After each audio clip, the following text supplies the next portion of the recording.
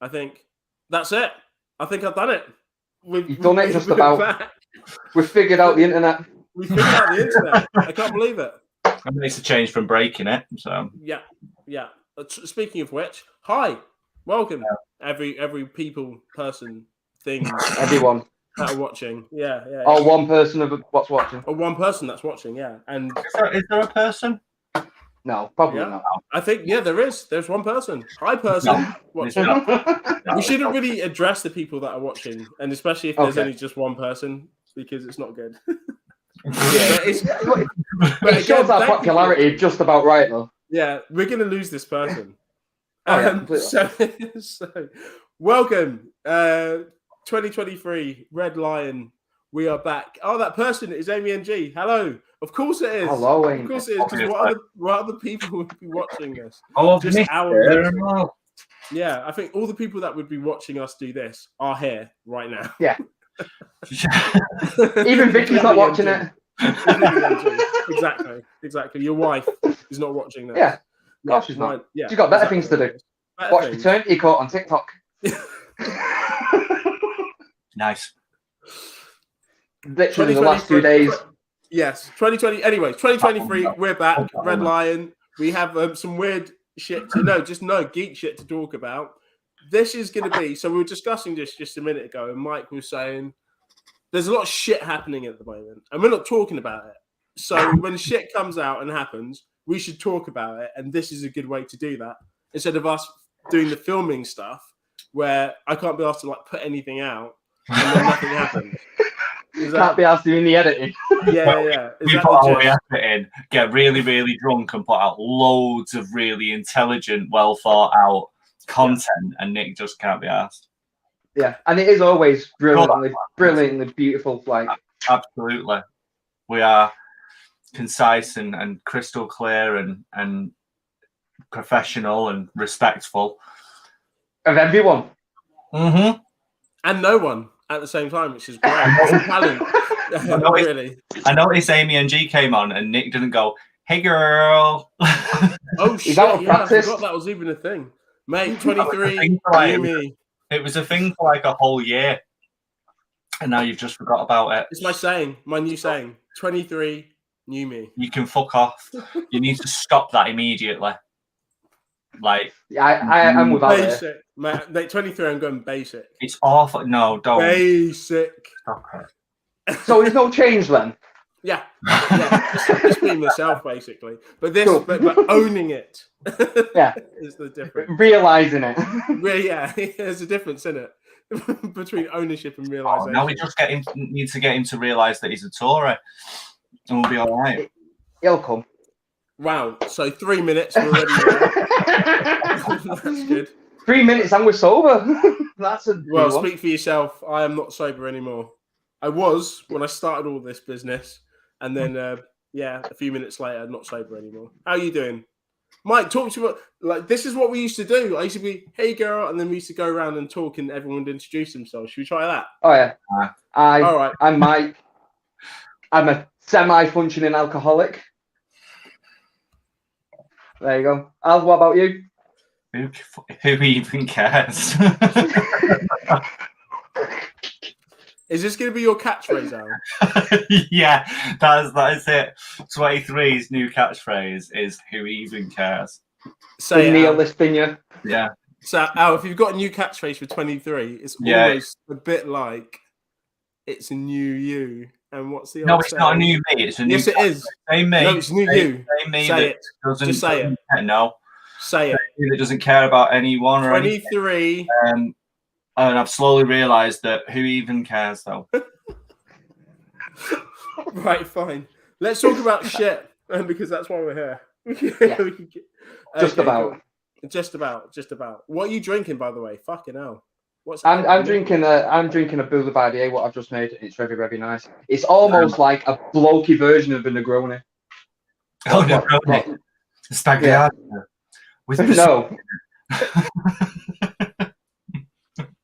Tastes like shit. The worst drink I've ever had in my life. Got it for the memes. Fucking disgusting. Absolutely disgusting. Negronis are nice. Spagliato with Prosecco in it. Not so much. So I'm just drinking Prosecco and Fireball whiskey. Classy Delicious. Man. What about you, Nick? I'm drinking pints of rum and coke. I'm almost rum and coke, though. Basic bitch. Where's the ginger, Nick? What's going on, bro? Where's the ginger? Yeah, you can't be drinking rum with coke. Why not? It's called a Cuba Libre. Suck a dick. Wow. Don't think it's called that. actually, that's the full name. Actually, oh no, right, yeah, suck a dick at the end of it. In fairness, I used to manage bars, and any person that used to order a Cuba Libre, that is pretty much what followed afterwards. If anyone came up to the bar and said, "Yeah, can I have a Cuba Libre?" I'd usually probably suck a dick. So is that it then? Is that's the whole cocktail? Rum and lime. Yeah. You know, to make it more José. Say that again. José. I said it wrong because I'm a little bit drunk. You guys are watching National Treasure. Oh, we've watched National Treasure. We've adored National Treasure. We worship at the feet of National Treasure. But it is not a good show. No. So this is one of the few occasions that me and Mike really get singularly invested in something like together. Like normally it's me really liking something, or it's Mike really liking something, and the other one hates it. Where this is like one of those weird Venn diagram moments where we've crossed over into the land of National Treasure, which Nick doesn't understand because and it's just fucking incredible, like genuinely awful. I'm glad you said guys. Okay, can I just say something? I just need to make a point that you guys are saying the same thing. So every time when you guys mention the National Treasure, it's just the most brilliant thing in the world, and then it always ends with terrible or awful. Oh yeah. Yeah. Like it's not, but you don't hate watch it. It's brilliantly bad. It crosses the line. Right? It's so bad it's good. That's the only way you can put it. You go, oh, this might be interesting. They might do something good with it, and nope, it's just as shit as you can imagine. Like, I can't fault it. They picked a lane and gone, we know this lane. This is we're gonna get one or two diehard fans, and absolutely everyone else is gonna fucking hate it. And those two fans are us too. One mate. Do you remember there was a show on? I think it was on like Sky One or something like that. I think it was called Relic Hunter, and it had oh god, who was it? Just sounds so bad. Who was the actress in it? I can't remember who the actress was, but it was around the time when Nathan Fillion was everywhere in everything. It was a girl actor, like an Asian girl. I can't fucking remember her name. She was dead famous in like the late 90s. Lucy Liu. No, it wasn't Lucy Liu. It was the other one. I don't know. They weren't. It wasn't like a time when we was developed enough to appreciate mainstream fucking Asian. Do you know who you're like? Just didn't. Do you know who you're like? You're like the really drunk granddad at Christmas who doesn't realise that he says like the most worst stuff and just continues to talk. Fully taking the piss out of the fact that no one gave a fuck before. Tia Carrera. Right, so she was the lead in it, and it's absolutely like that. I've got full vibes, which means it'll run for about 3-4 seasons, and then they'll just drop it because no one's fucking watching it anymore because no one should have been watching it before. But I'm fully invested for every single season and every single episode. Like I don't want it to be like a limited series or anything like that where they knock it out after like sort of 8 or 9 episodes and call it a day. I want 22 episodes a season. What is it called again? What? National Treasure. National Treasure. Oh no, you were talking about something else. Sorry, the Relic Hunter, I think it was called. Sounds like some sci-fi shit. Is this what you're talking about? That's good. Like, I don't know where you stopped talking about that and where you started talking about National Treasure. No, neither of them good. This is from 99. Awful. This is now awful, but good. Is Relic Hunter good? No. awful. Is it so awful that it's not even awful good? It's 90s awful, and this is 90s awful, but it's now 2023, so therefore. So do you like? Do you or do you not like Relic Hunter? I'm fucking confused with your shit. Like, what are you talking about? I don't get it. It was just comparing the two qualities of them two, but we are talking about National Treasure being great and Relic Hunter being bollocks. It was a bad attempt at Tomb Raider. That's absolutely accurate. Which one? Not the. No. It was a bad attempt. So Relic Hunter was a bad attempt at the Angelina Jolie Tomb Raider, which was awful. Yeah. And so is this one of those things that's so shit that you like, or is it just really bad? No. Yeah. No, I don't like it at all. Why are you talking about it then? Because that's what National Treasure's like. But you're saying you do like National Treasure. Do you or do you not like National Treasure? I don't fucking understand what you guys are talking about. See, now you know how we feel when people say they don't like it. Can't get enough of it. I don't get it. Like, so do you not like Relic Hunter? Mike's never seen Relic Hunter. I'm talking to you, you prick. I mean, like the person that brought up Relic Hunter. Do you or do you not like it? No.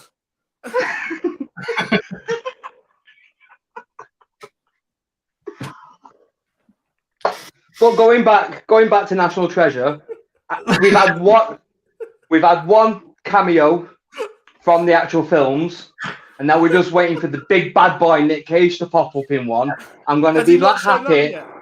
No. And I don't think he will do, but I'm going to watch it just in case. We're only 6 episodes in. It's time. I got a couple of big actors in Willow, so you know. It is Disney. It can happen. It can definitely happen. Can we talk about Willow for a second? Can we talk about? I've not seen Willow, but I was actually looking forward to watching it. But Mike, have you seen it? No, and I refuse to. You refuse to watch it? Yeah, because the original was shit. So why the fuck would I watch a newer version of it if the original was shit? Like, so I forgot how bad the original was, but it does like little flashback scenes to the original within the series, and it so didn't age well. But I can only describe it. So it looks really expensive, but it feels really cheap. It's what you want from a Disney Disney show, that, isn't it? Right, but because it's weird, it's really, really strange. So it looks really expensive. It feels really fucking cheap. No one cares about the acting in it. The plot doesn't. I can only imagine make any kind of sense. The writing. Sorry, go on, Mark. I was going to say like it looks really expensive, but it feels really cheap. I can only imagine that that's what people would say about the kind of the setting of like Love Island or something. You know what I mean? Where it's meant to be looking quite expensive. But yeah, like it just feels like it looks decent, like a Mexican porno. Like it could be highbrow, but actually no, it's just really fucking dumb. Yeah. But that's so it's like that, and then like the writing, the dialogue is fucking abysmal, and then Warwick, who I love, is shit. Like god awful. Doesn't care at all. Doesn't want to be there. Clearly was like either contractually obligated or saw that there was remaking Willow and went, well, nobody else is touching that because that's kind of my baby as a younger man. So I'm gonna have to be in it, but I really don't want to tarnish my name or reputation. It feels like he's presenting the quiz show that he does on fucking ITV all the way through every episode. It's fucking horrible. Like he made a better job acting like he liked us when we talked to him than he did in the whole series. I'll have you know, he loved me. Not sure about you two, but he fucking loved me. Whoa! He didn't even. He didn't talk to me. I was behind the camera. I'm not even. I thought he probably didn't like me. I don't even fuck. But you were asking the boring questions. He actually openly admitted that he preferred. Yeah. Yeah. I was the straight man in that situation, but It's a strange kind of hatred towards you, if anything. It's weird. It's unjustified. Look at this boring cunt. Yeah, it's just yeah. you can really understand where it came More from. people say, to be fair. Yeah. I never want to watch Willow. No, and you've saved yourself 7 hours there, eh? Because I went back to it over and over again, like some sort of fucking sadist, and it just wasn't good at all. I hate myself a little bit for watching it. That's always good to know. Do you hate yourself a little bit for watching National Treasure? No. You? So you find maybe that's why I continue to watch it, because I'm so happy when I'm watching National Treasure that I need that kind of balance in my life where I'm so happy yin and yang. So I need to watch something else that makes me feel like jumping out of the window. I get that. I kind of get that. I understand that, but I'm not going to do it to myself. You know, peaks and troughs in it. It's balance of life and all that, and you know, ups and downs and highs and lows and what else? I want to see how many you've got. I want to see. Just Mike, don't say anything. Let him keep going. That's it. Sorry, Alan. The last thing you said was highs and lows. No, I didn't. I said tops and bottoms, and yeah.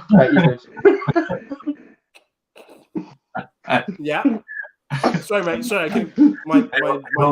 My headset's not working. I couldn't quite hear. Mountains and valleys, skies and seas.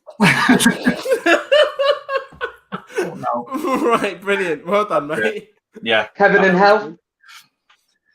Yeah. Heaven and hell. There you go. You've done that in a week. Yeah. So that was it. But it was really, really fucking terrible. Don't ever watch it, anyone, ever. Oh, but do watch National Treasure. Yeah, absolutely. Watch that. Do watch National Treasure. Watch it on repeat. Would you watch the whole series again? Fucking right. I still don't know if you guys even like it. In fact, next time we're at Mike's, we're watching it. We're not filming. We're just watching National Treasure. Well, all of it. Yeah. Until it makes sense to you. All right. We did the majority of Stranger Things season 2 in one night. We can definitely do National Treasure in a night. It's easy. Yeah. Is it like Stranger Things season 2? No, not at all. I would say it's better. It is better. It's more entertaining. If anyone that's decided to actually tune into this has seen National Treasure, let us know what you think about it, because I still don't know whether these guys like it or not, and it's weird. I feel like this whole thing's kind of leading up to like a kind of elaborate prank that's going to waste the best part of why. I'm being deadly serious. I enjoy that show. It is bollocks, right, but I enjoy the fuck out of that show. Right, it's bollocks. No rhyme or reason apart from it's just weirdly entertaining watching yourself get, oh, that might be good, and then they just dash it within 30 seconds. Like, no, this is still going to be shit. They'll leave you on a cliffhanger. You go, oh, that could be interesting next episode. Nope. Like they completely forget about it. Skipped over it. Picked up the story 2 hours later when it was all sorted out off camera. Great. Yeah. It's so wildly entertaining, and I can't fully explain why. Yeah. Like, I understand it shouldn't be like aimed at people our age, because it's definitely a kids show. But I am so invested in it because of how shit it is, and I wonder if kids find it shit. Like, that's it. This is done. Mate, I'll stick the kids in front of it and see what they say. I know exactly what they're going to say. It's like, knowing my bloody luck, it's going to be the same shows. Oh, Daddy, it's really shit, but it's great. What the fuck, do you like it or not? Yeah, I think George would like it, but probably Harry wouldn't. With that, I think George would. Harry. I trust Harry. Harry knows his movies. Yeah, I still don't know how. No, he doesn't. About that. He likes. He doesn't. He doesn't know his films. He thinks Kung Fu Panda's a good film. It's better than the. That is accurate. He thinks it's the superior trilogy. The dragon one. Right. Okay. So what was the actual question? Like, yeah, just remind us. So the debate is the trilogy of Kung Fu Panda better than the trilogy of How to Train Your Dragon? It's not really a debate because there isn't really a competition. Because How to Train Your Dragon is clearly fucking miles better, but it's not comic propaganda as well. Yeah, so we had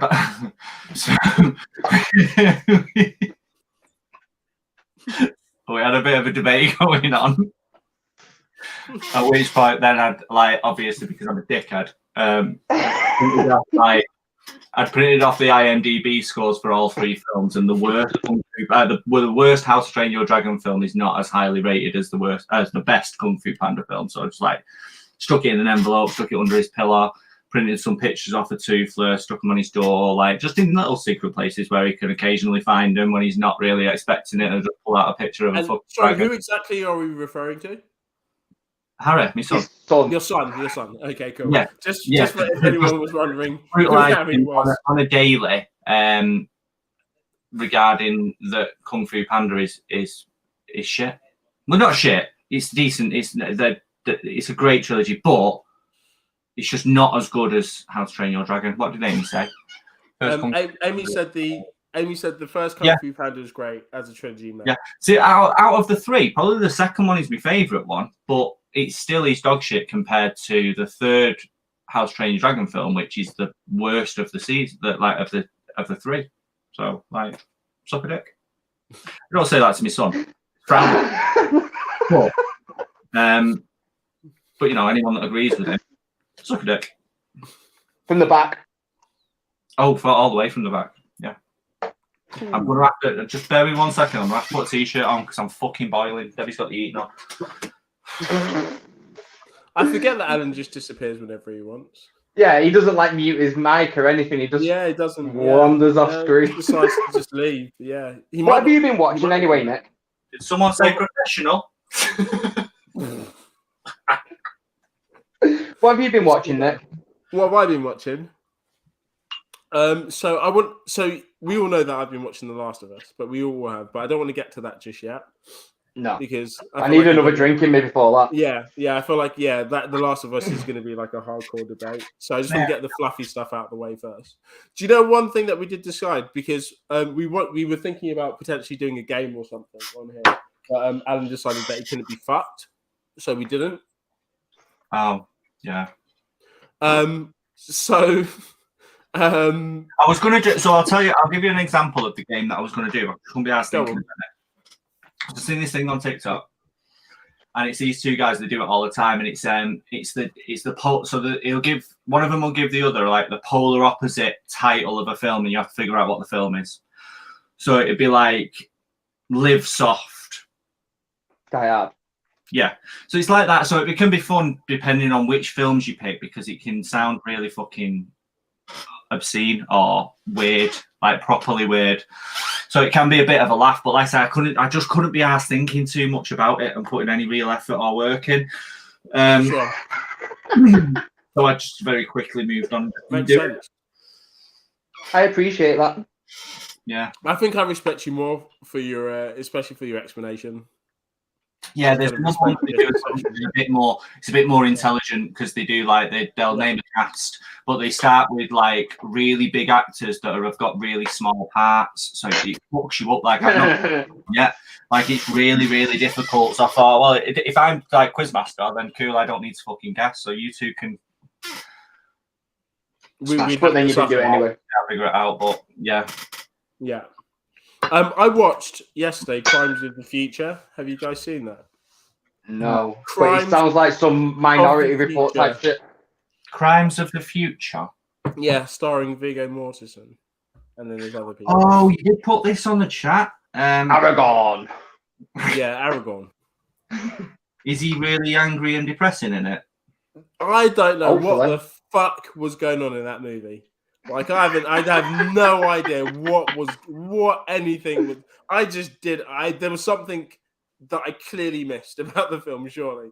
Because as far as I was concerned, it was like Fear and Loathing. It's like, what's going on? I didn't get a good time? Yeah. Fear and Loathing is generally a good time because it doesn't matter what's going on; it's just good times. I mean, it's a Cronenberg film, which suggests that it's going to be all right, or at least good. Yeah, but also it's going to be mental because it's Cronenberg.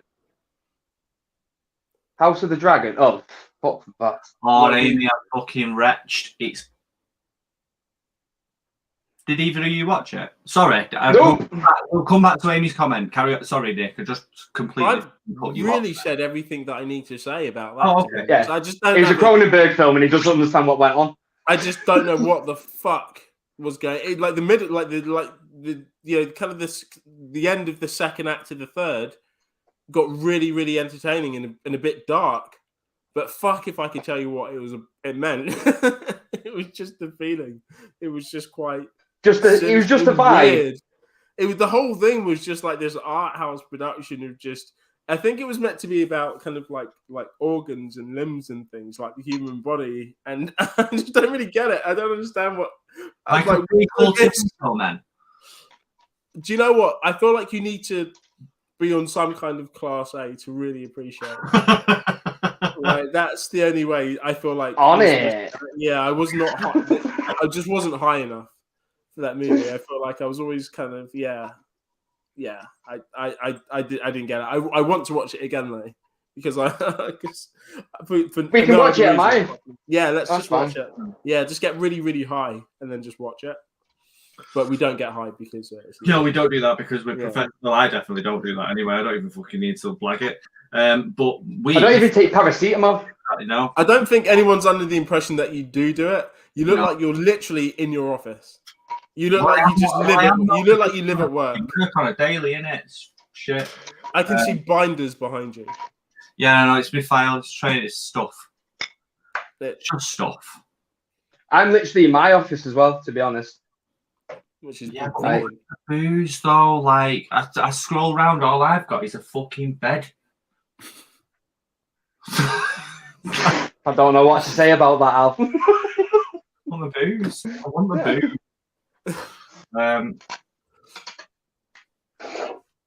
Anyway, we digress. House of Dragon. Yeah. Answer Amy's question. Did you either of you watch it? No. No, I won't be either. No, I think I got 6 episodes in, and I was told I gave up at the best bit with 2 episodes left to go. Sounds like fucking Game of Thrones season 5.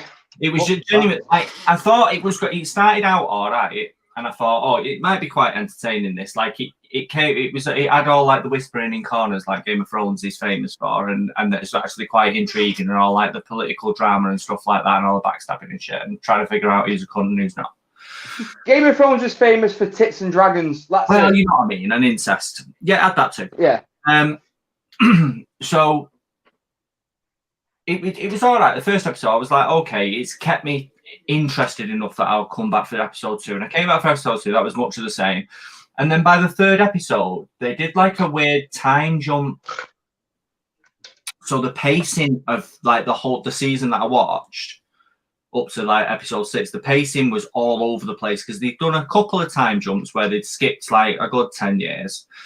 So the first like 30 minutes of the episode, I'm trying to figure out who the fuck everyone is because it's not the same actor that played it before. So it's like, well, who is that? They're talking to each other like they know each other, but I've never seen this bird before. I've never seen this guy before. Why is he a grown man? Like, it was just fucking weird. So I couldn't get my head around it. And it did that a couple of times. And it just felt like it didn't really flow very well. The writing didn't feel particularly strong. And then I just really, really didn't like it. And then I just went, I've had enough now. I'm done now. I've had enough. And then I binned it off. Talking to one of the girls at work, and she was like, I said like when I'd stopped, and she went, oh, but it's that's the best bit. You need to tune back in. It makes it all worth it. And I thought, it really doesn't. It really can't make it all worth it. It can't. 2 hours of your life cannot make the other 6 worth it. I'm not doing it. So I just couldn't. I didn't go back. and I never will. Yeah. It was like when we got to season, I think it was 5 of The Walking Dead, and I realised the writers didn't know what they were fucking doing, and I found out, and I didn't tune back in for any of the rest of it. Because I just went, I've got no faith in these characters or the writers or the character development or anything. I'm bored to fuck. It was like that, where I just went, nope, not interested. I won't come back for season 2. Sorry. So what I get that. I did that with Walking Dead. Did you like House of Dragons or not? Oh no, absolutely not. No. Why is this so difficult for you to understand today? I just can't decipher like. What I didn't like it. You know. Sometimes you need to because when you say something shit, apparently it's like it makes you want to watch it again for some reason. Oh, so you saying you don't like the House of Dragons? No, leaves that question. Well, is it so shit that you now completed the season? I don't understand. Yeah, no, it's just shit. Just not watchable. Amy, did you like it? Not for me. Are you still watching? Amy, if you're watching, tell us what you thought about it. I feel like Amy might have liked it a little bit more than me, just because she was probably a bit more of a Game of Thrones fan than I was. Right. But maybe she will have had the same issues. I don't know. She might have liked it. I'm not going to argue with anyone that did like it. If it's for you, then cool. But I just thought it was really fucking shit. Was it worthy of winning a Golden Globe the other day? No, mate. What else? When I read that, I was like, "What the fuck? How been that shit?" What else was it? Golden Globes winners. Hang on, let me just see what else was in that category. Talk amongst yourselves. We're back. Remember we were discussing the other day, when I was in Scotland, we were talking about Hook. Yeah, do you want to do that on here? Because we can do that on here because it should be known by the general public. I thought I'd quite like to discuss it. I mean, we did go down a bit of a dark path, you know. I feel that film took us down that dark path because it's fucking.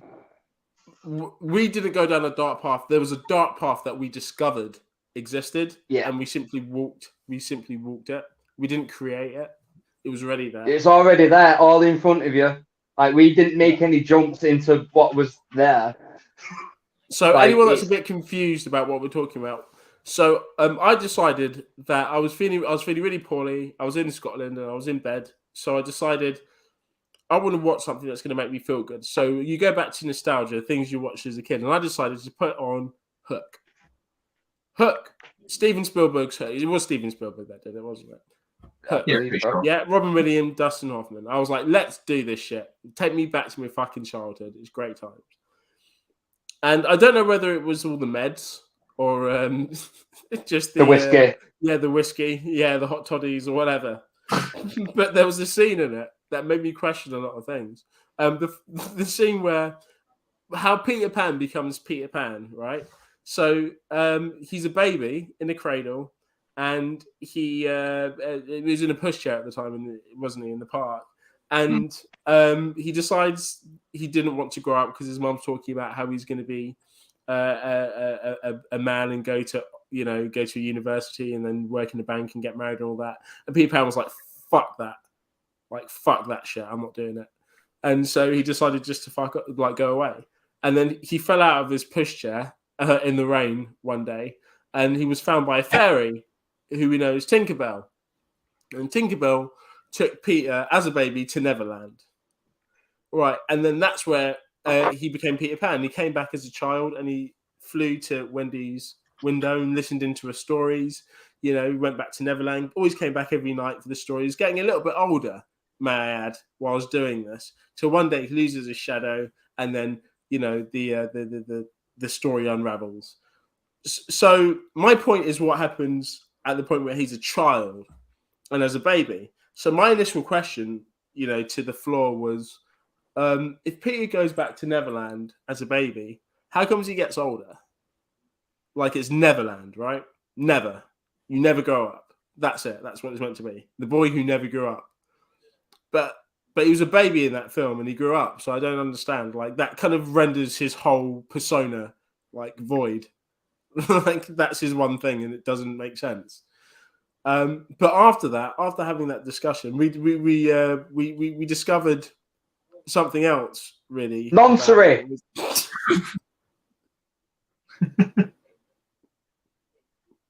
Fucking noncery. The whole film is noncy as fuck. Mike, would you like to elaborate a little bit?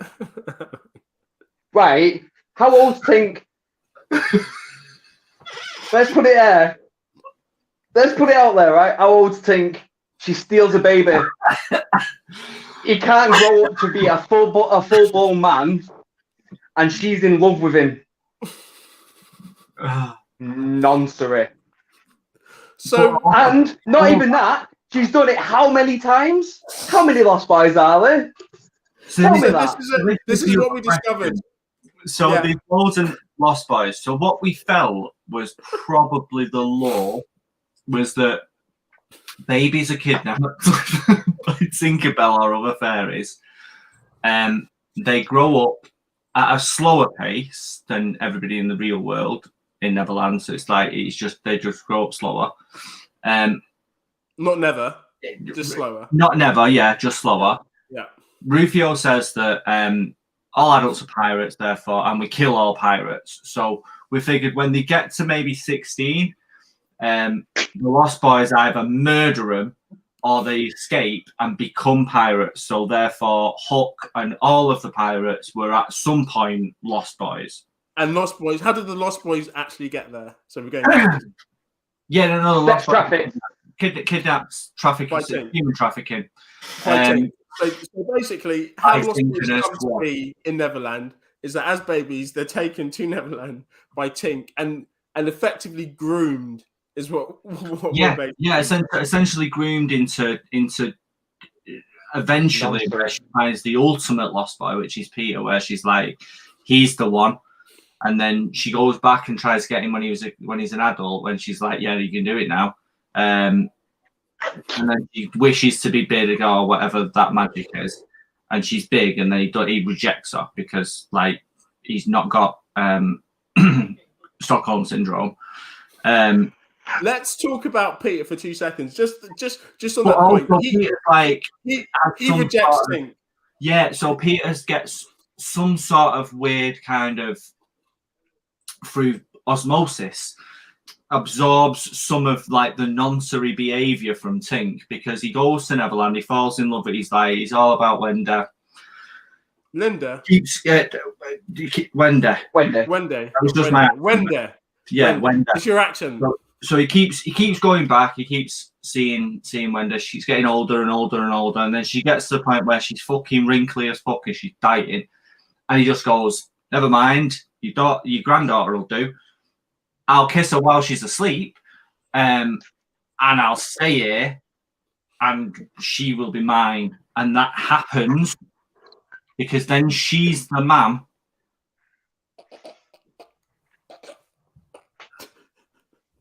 Hey, cycles, isn't it? Like if you're abused, you're probably going to become an abuser at some point. Like vicious, mate. Like like Peter Pan is the biggest dickhead in that film.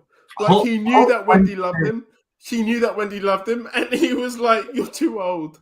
Man's gonna bang your granddaughter, and I'm gonna marry her in front of you and have children, and you're gonna have to be the great grandma of my children with your granddaughter." Jesus Christ! I'm just surprised he didn't call one of them Wendy. Mate. What is wrong? It wouldn't surprise me if the middle name was Wendy, though. That's a definite Peter thing to do. How did we not see this before? Do you say Peter or pedo? Well, is it coincidence that his name's that similar? How did we not see this before? Because we were kids, mate. And we watched it, and it came back to nostalgia, and we just went, "Oh, isn't that nice? How we feel like we did when we was kids." They really do. Like, I feel like we could pick apart a bunch of Disney films that we watched as kids, and when that's totally normal and makes me feel great. And now you go, "Oh, that's a bit weird." I mean, one Peter Pan itself wasn't great, was it? Yeah, no, but like when you look at Belle and the Beast, she falls in love with his big animal self. Do not get me She didn't know started he's going to turn into a prince. She has no idea. She was quite happy to stay in that castle with him as a beast and be romantic. So, which is the one what's when they prick a finger and she falls asleep and then she gets date raped? Sleeping Beauty, yeah. She's like that is rapey as fuck. She's like 14 and he's 31 or something like that. Charming. Isn't she dead as well? No, she falls asleep, but Snow White is dead. Snow White is dead, and then she gets kissed, didn't she, as well? That's necrophilia. You've got non-three, you've got rape essentially. You've got bestiality, Stockholm syndrome, bestiality. Yeah. So I've already told you my rant about Beauty and the Beast. So we all know who the villain is in Beauty and the Beast. I'll say it again. I don't give a fuck. Oh no, I'll say it again. The real villain in Beauty and the Beast is that fucking witch that turned him into a beast in the first place. I've said this before, and I'm going to say it again. Who is she? Who the fuck is that witch in the beginning? She literally, this guy. A plot device. I'm going to say it. I'm going to go on my rant. Right. So so one night, right, this old beggar lady goes to this house. Yeah, this castle. Excuse me. Knocks on the door. Right. The prince comes out and he answers it. And the prince is like, "What?" And she's like, "Will you let me stay for the night?" He's gone to her, "Nah." And she's like, "Oh, don't judge me on my appearance because looks can be deceiving." So I can only imagine that this is what happened. The prince has gone, "Do you know you've just knocked on a castle?" She'd be like, "Yeah." Like, you understand that I'm the prince? Yeah. I'm answering my own fucking door. We've got a shit show going on in there. You know what I mean? There's literally a whole fucking mess going on. If I'm answering my own door, you know there's a problem right now. And I'm telling you, lady, you can't stay here. Also, you look like a witch. I'm sorry. A stereotypical witch. You live in the post days. He goes, "Listen, I know the White family over there living up in that hill. And I'm not talking about colour, I'm talking about Snow White and her husband. Right? We know the White. I know the Whites up there." And when I spoke to Mrs. White, I said, she said, "Listen, guess how we met?" And I was like, "How?" And she goes, "There's this witch. She came up to my door and offered me an apple, so I took a bite of it and I was dead." And he was like, "Fucking hell." And she goes, "Yeah, but my husband kissed me." And to be honest, I was going to call the police until I realised he lived in a big castle. So I thought, fuck it. He was like, "Right, you get yours, love. That's fine." But do you know what he took from that? Never let a witch into your house because she'll kill you. So he goes to this enchantress. "You're not coming in my fucking house because you look like a witch, right? And you're going to kill me." She turns into an enchantress and goes, "Haha, I'm a magical enchantress." And he was like, "I fucking know you were because you're a witch because you look like one. This is what I said from the start." And she goes, "And because you haven't let me in, I'm going to turn you into a giant fucking beast.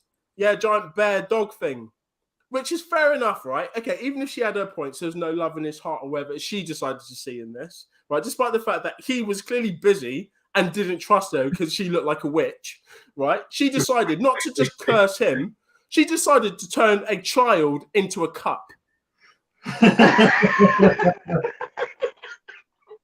Some of the staff that lived in this castle were made into the most... So I'm sure someone was a toilet. I mean, we've got to really use our imaginations here. Some of the worst inanimate objects you could ever think of. The dog was a footrest or something. Someone was a fucking wardrobe. What the fuck did the staff have to do with any of this? They were just living their lives. They probably didn't enjoy it. They're staff. They're like probably slaves. Wage back in the day. Slaves, probably. And what she's going to do, she's going to turn someone into a fucking candelabra, someone whose head is permanently on fire. What the fuck? What's her problem? Like, what is her problem? Like, she is the main villain in the Beast. I don't care what anyone says. Do you know what? You convinced me. Lucky you managed to find the only woman in that whole village that bestiality tendencies that he managed to like, you know, give Stockholm syndrome to, that fell in love with him, because he would have been an absolute fucking goner. Like, he was literally living his best. He was not the bad guy in this. He was just living his life. Just trying to like adapt his castle. You know what I mean? Like, he's just living his life. Like the fucking her dad right, goes up to the castle Denny one night and is like, oh, an enchanted castle. He's not like royalty. Everyone should know who he is. He's the fucking prince. How comes the guy is like, oh, there's a weird castle here. I wonder who lives in this. He was unknown. He was unheard of because he didn't trouble the villagers. They never troubled him. Everyone was happy. Yeah, like in the morning, the villagers sing bonjour. I mean, who's fucking happier than that? They love it. They're having a great time. But for some reason, this witch decided that he was a dickhead and decided to be turned into an animal. She is the villain. Fuck me. I agree. I 100% agree. Down with him. Do you remember 3 minutes in when we spoke about Nick being a Tory? Yeah. And then he's just gone on a rant about not letting candelabras in your door. Mate, sending poor people away. This is evidence. This is evidence why you never let not poor people, just someone who looks like a witch. No. You said she was an old hag that turned up. It's a fucking castle. We've got something going on here. That's almost a direct quote. He was almost being the word. You poor people, walk off down the road. Mate. Go and mind for the white family down there. By the way, down the road in the 1800s, probably not too accommodating. so, like, why is the prince answering his door? Why is the prince answering? Because he thought it was an orgy. He's busy. He was busy. He's like, what do you want? Like, what? Imagine in the middle of the night and you're a prince answering your own door and some old woman's like, can I stay the night? You're like, Jesus Christ, I've got shit to do. You would though, Nick. Get the fuck out of here. You look like a witch. Nick would though. Like, there's no way. Firstly, I'm not going to let you stay at me house. Secondly, you look like a witch. There's no way. You're just going to curse us all. She's like, no. He's like, no, you should let me stay. And he's like, no, because you look like a witch. And what does she do? She turns into an enchantress and curses them all. It's like, it doesn't make any sense. The reason why he didn't want her to stay is the fact that she was a fucking witch. And she was. He was right. There's no justice in this. Spoken like a true Tory. You have to understand. The old woman in the beginning is the main villain. Okay. I'll never understand because I'd never have a castle. Yeah, you would. I can imagine you saying, bring me the mead, and stamping your fist. I can imagine him standing on the stamping top. the fist. Mama smells like elderberries. Stamp on your fist. Yeah, exactly. Mocking people. I can imagine that. Anyways, right, I did want to talk about Beauty and the Beast, but there it is. There, we've done that now. Which is what other Disney have you got issues with? What other Disney? Yeah. Do you know what? It's not issues that I have, but it's issues that other people have issues with. Song of the South, let's face it, one of the best Disney films ever made. I'm going. We all know Zippity Doodah. Right, I'm sorry. Not for good reasons. Yeah. Not for good reasons, bro. The guy was just living his best life. Only because it was literally the open. So I had a Disney box set when I was a kid. It's like 30 Disney films, like loads of Disney films. As you put it in, it sang Zippity Doodah as the opening credits before like the Disney kind of castle came on. So it was like they was indoctrinated. Propaganda. Early doors, yeah. But I can genuinely say, I'm not out. I've never seen Song of the South. I'm surprised. I thought it'd be something that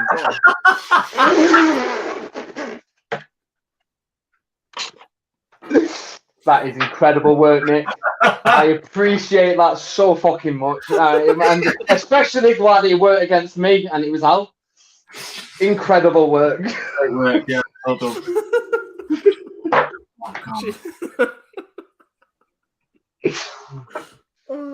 So our viewers have gone down to 1.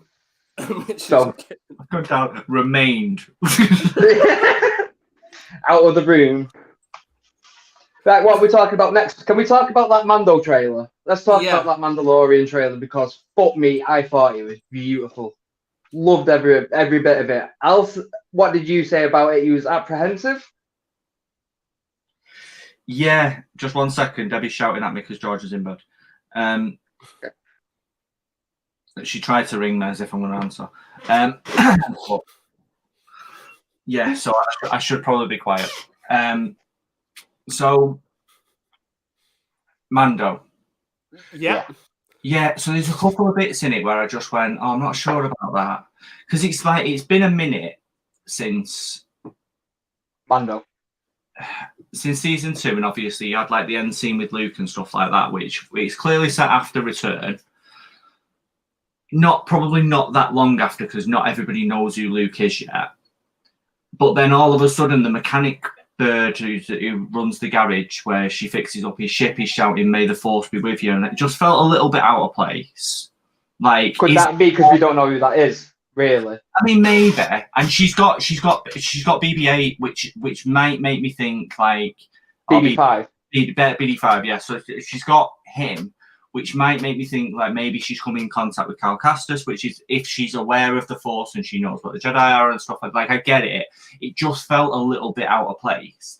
And then like the 4 lightsabers that light up, I was like, really? Has he had that much time to train that many Jedi? Like, but if that's Order 66. But if that's a flashback, I'm fucking cool with it. It's not a problem. So there's just a couple of things where I just went, oh, it's a bit of a. It made me worry a bit that it wasn't going to have the content and it wasn't going to hold to the really strong storytelling of the last 2 seasons. And right, it was so 2 Star Wars. Do you know what I mean? The lightsaber thing for me, because the shot before you see the 4 lightsabers, you see Grogu and you see the lightsabers in his eyes. So I always thought that was Order 66 from his eyes. So we're going to find out how we got away from the temple. Oh, yeah. Which I was just like, oh shit, we're going to get to see Siths. Like straight away, I was like, okay, I'm in for it. Like, but I can understand. Like, is that Coruscant or is that a different planet as well? It's got to be Coruscant. Because I think we already established that he was on Coruscant and he was being trained like he was by Yoda, or he was a Padawan. He was a youngling. Yeah. And that already been established. It's got to be Coruscant, and it can't be anywhere else, really. I can't think of anywhere else. So I was happy that we're going to see Coruscant in because the Empire. Like, yeah, I mean, because unless all the younglings go on like a little mission, like every once in a while, to find their kyber crystal. Now, obviously, he's Grogu hadn't got to the point where he built his own saber, so he could have been off-world on somewhere like Ilum, finding a kyber crystal to build his saber, and that's why he wasn't on Coruscant when Order 66 happened. That could be a thing. And if they lean into something like that, I'm cool with it. Not an issue at all. It's just if it fits into the story right, which worries me because but then I text you and you was like, in Dave Filoni we trust, and I was like, well, absolutely. I forgot that he was the guy in charge, so now I'm not worried anymore. So I'm looking forward to seeing Mandalore like in live action as well. Like it's fair enough, it's the ruins of Mandalore, but like that place is going to be full of wild shit. Like it should be just mental, and I can't wait to see, because he's got to be a big fight between Mando and what's her name from Death Watch. The one what's in the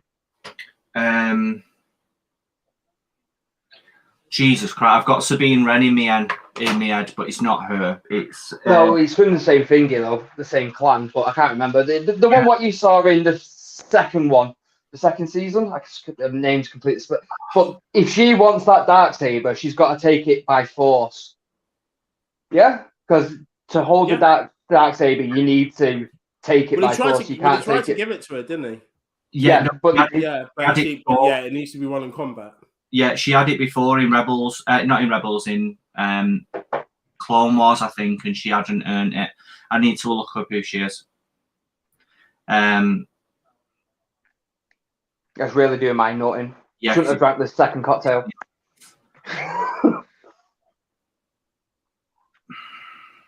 But yeah, I'm looking forward to seeing some wild shit there, especially in the mines. Go underneath. I feel like this season. Pardon? Bo-Katan. Oh, Bo-Katan. Yeah. Jesus, how can you forget her? She's the queen sister, isn't she? Who Obi-Wan falls in love with, or is he in love? In love with, but doesn't commit because he doesn't want to go to the dark side. Yeah. Doesn't want to follow Anakin's lead. But yeah, I'm looking.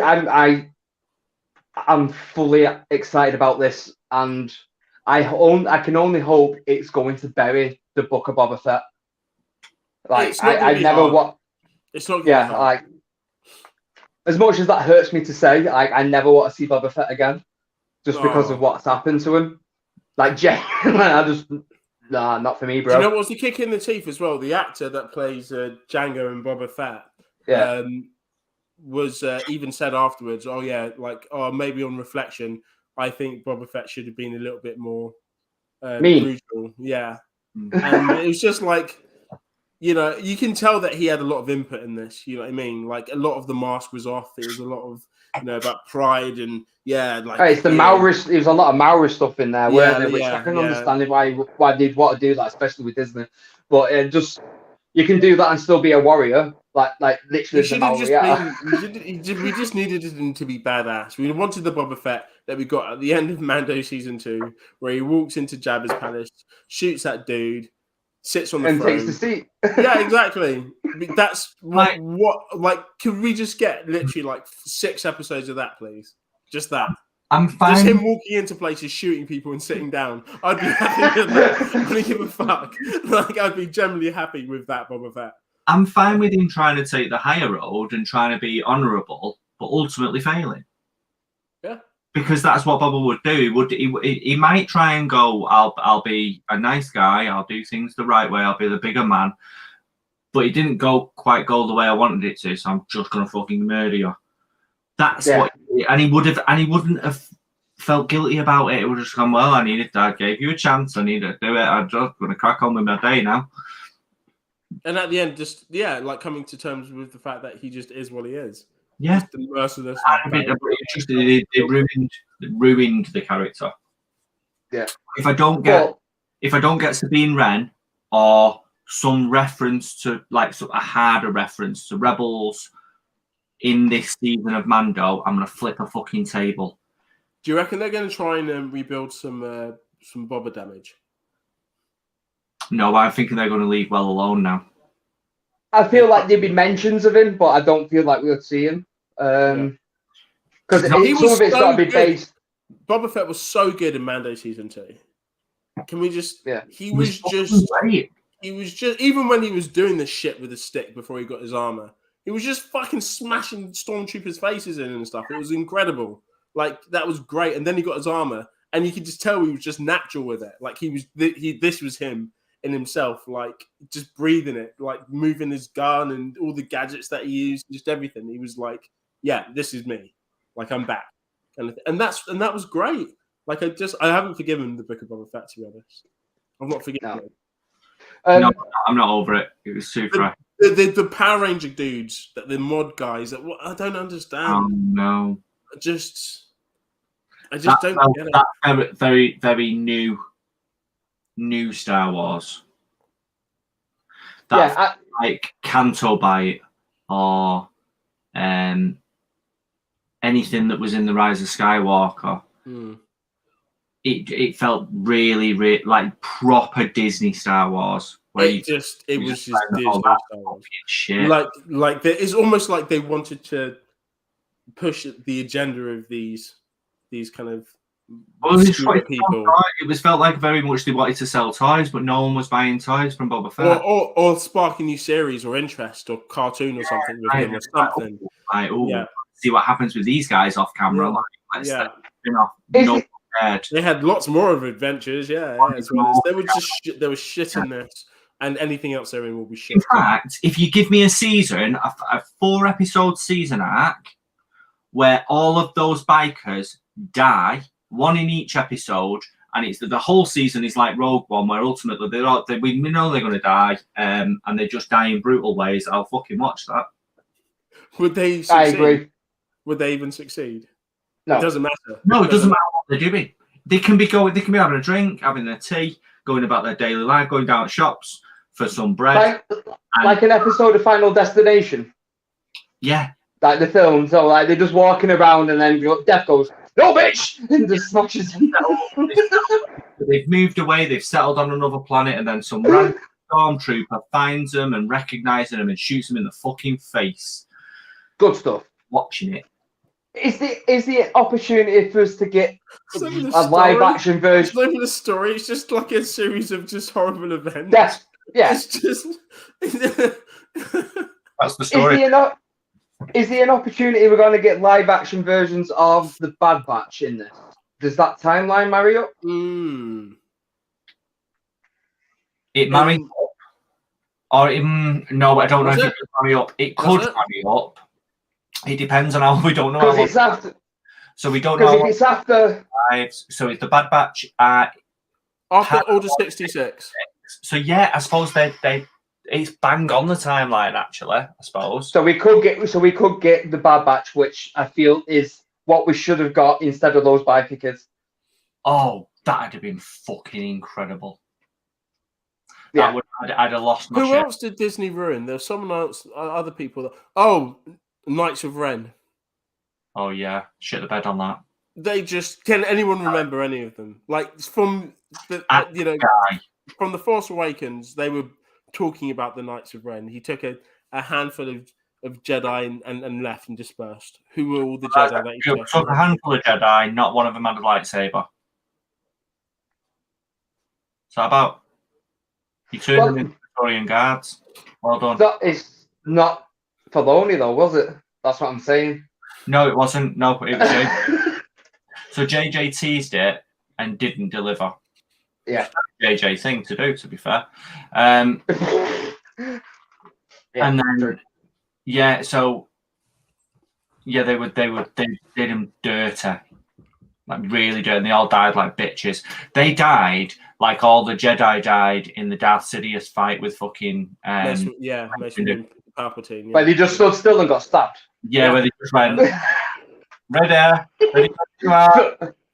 Oh, like that was as good as it was. They all died like that. Room full of Jedi Masters. Yeah. It took him. It took him 2.5 seconds to put his lightsaber back before he stabbed someone. These are Jedi Masters. Yeah, and it was Kit Fisto, who he fucking stabbed. Who's supposed to be like up there with Mace Windu, only fucking powerful Jedi. And you're just getting stabbed in the abdomen like a bitch. No. See, not all Lucas stuff made sense or was good, so we can't just blame Disney. No, that's absolutely accurate. I feel like Disney fell into the same trap that Lucas fell into, though, where they brought JJ in, where he went. So I feel like they had the right idea when they first launched the trilogy, where they went, JJ, you launch it, you set up. I'm going to bring Rian Johnson in. He's going to move it on, and then Colin Trevorrow is going to do the end, and he'll like make it explode because he does this big spectacle thing. He's just on Jurassic World, and it was fucking incredible. And then but it wasn't. It was better than everyone expected it to be. Nope. The first Jurassic World. Yeah. No, I'd argue for all that film. I think it's a decent film. Like not compared to Jurassic Park. Compared to something like Deep Blue Sea, perhaps. Compare a brand new. Compared to Deep Blue Sea. Right. Like you can't compare that. The two aren't on the same playing field. Yeah, but they're both called Jurassic Park. No, well, one's called Jurassic World. So. Oh, okay. Sorry. So it's nothing to do with Jurassic Park, is what you're saying. No, it's the same. Do not take the high ground on this, Alan. You have not. You have no fucking legs to stand on. This is the same thing. Doors production and film against Steven fucking Spielberg, 20 years deep in his career, 20 years plus. Yeah, it's the same thing, though, isn't it? You can't compare the two. I'm saying for starting out, picking up a franchise and relaunching it, it was a fucking decent effort because it got everyone reinvested and reinterested in the franchise. They fucked it up later on down the line with the other two films. They were gross. But the first one was not a bad effort. New Hope 2.0. What? A New Hope 2.0. That's all that first film was, which I'm not knocking. No, like, you're talking about The Force Awakens. Talk about, yeah. No, I'm talking about Jurassic World. versus. Oh right, I'm on.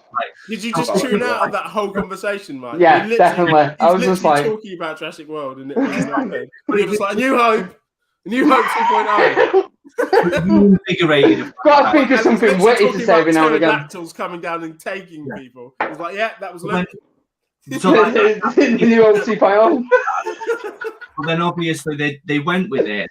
Like Ryan Johnson come in, changed a bunch of stuff, which I wasn't overly mad about. Nick was. Big mad. Yeah, Nick was big mad. Really big mad. I didn't care too much. Mike didn't care too much. No. No, I was. No. You enjoyed it. Mike said he was on the fence. I hated it. That's how it went. You said you liked it when we came to the cinema. And I'll stand by Mike said he needs to watch it again because if there's something, he needs to see something again, which is going to determine whether or not he likes it and needs to watch it again. But if what he thinks happened, then it's shit. But if it didn't and it meant something else, then it's good. And it was all determined on. I still don't really know what that thing was, but I know is that the thing that he thought it was wasn't it, and it was shit because of that. It was shit. Totally because of that. I can't even remember what it was, but I watched it the second time. I went, "This film's shit." Yeah. No, I enjoyed it. Yeah, I left that film fuming. That might be, other than Endgame, and we know what I'm saying when I say Endgame, that might be the most angry I've ever seen you. Was that Endgame or Infinity? No, it was Endgame. Yeah. That might be the most angry I've ever seen you, but it was fucking hilarious. For me. It was fucking funny. But yeah, that anger wasn't directed at you. It's like seeing a freight train on fire just whiz by you. It's like, oh, it's amazing to see, but you're not in front of it. Because for everyone that doesn't know, anyone that's actually fucking bothering to watch, Nick seems really nice, and he is really nice, and he's really thoughtful, and he's really actually, he tries to hide it, but he's genuinely quite a nice person. But when he fucking goes, it's hilarious. If he one of the funniest things I've ever seen in my life, to be honest. Snaps on you, I would imagine it being quite intimidating. but because it wasn't on me. It's fucking hilarious. Like where to the point where you're going, oh, so like,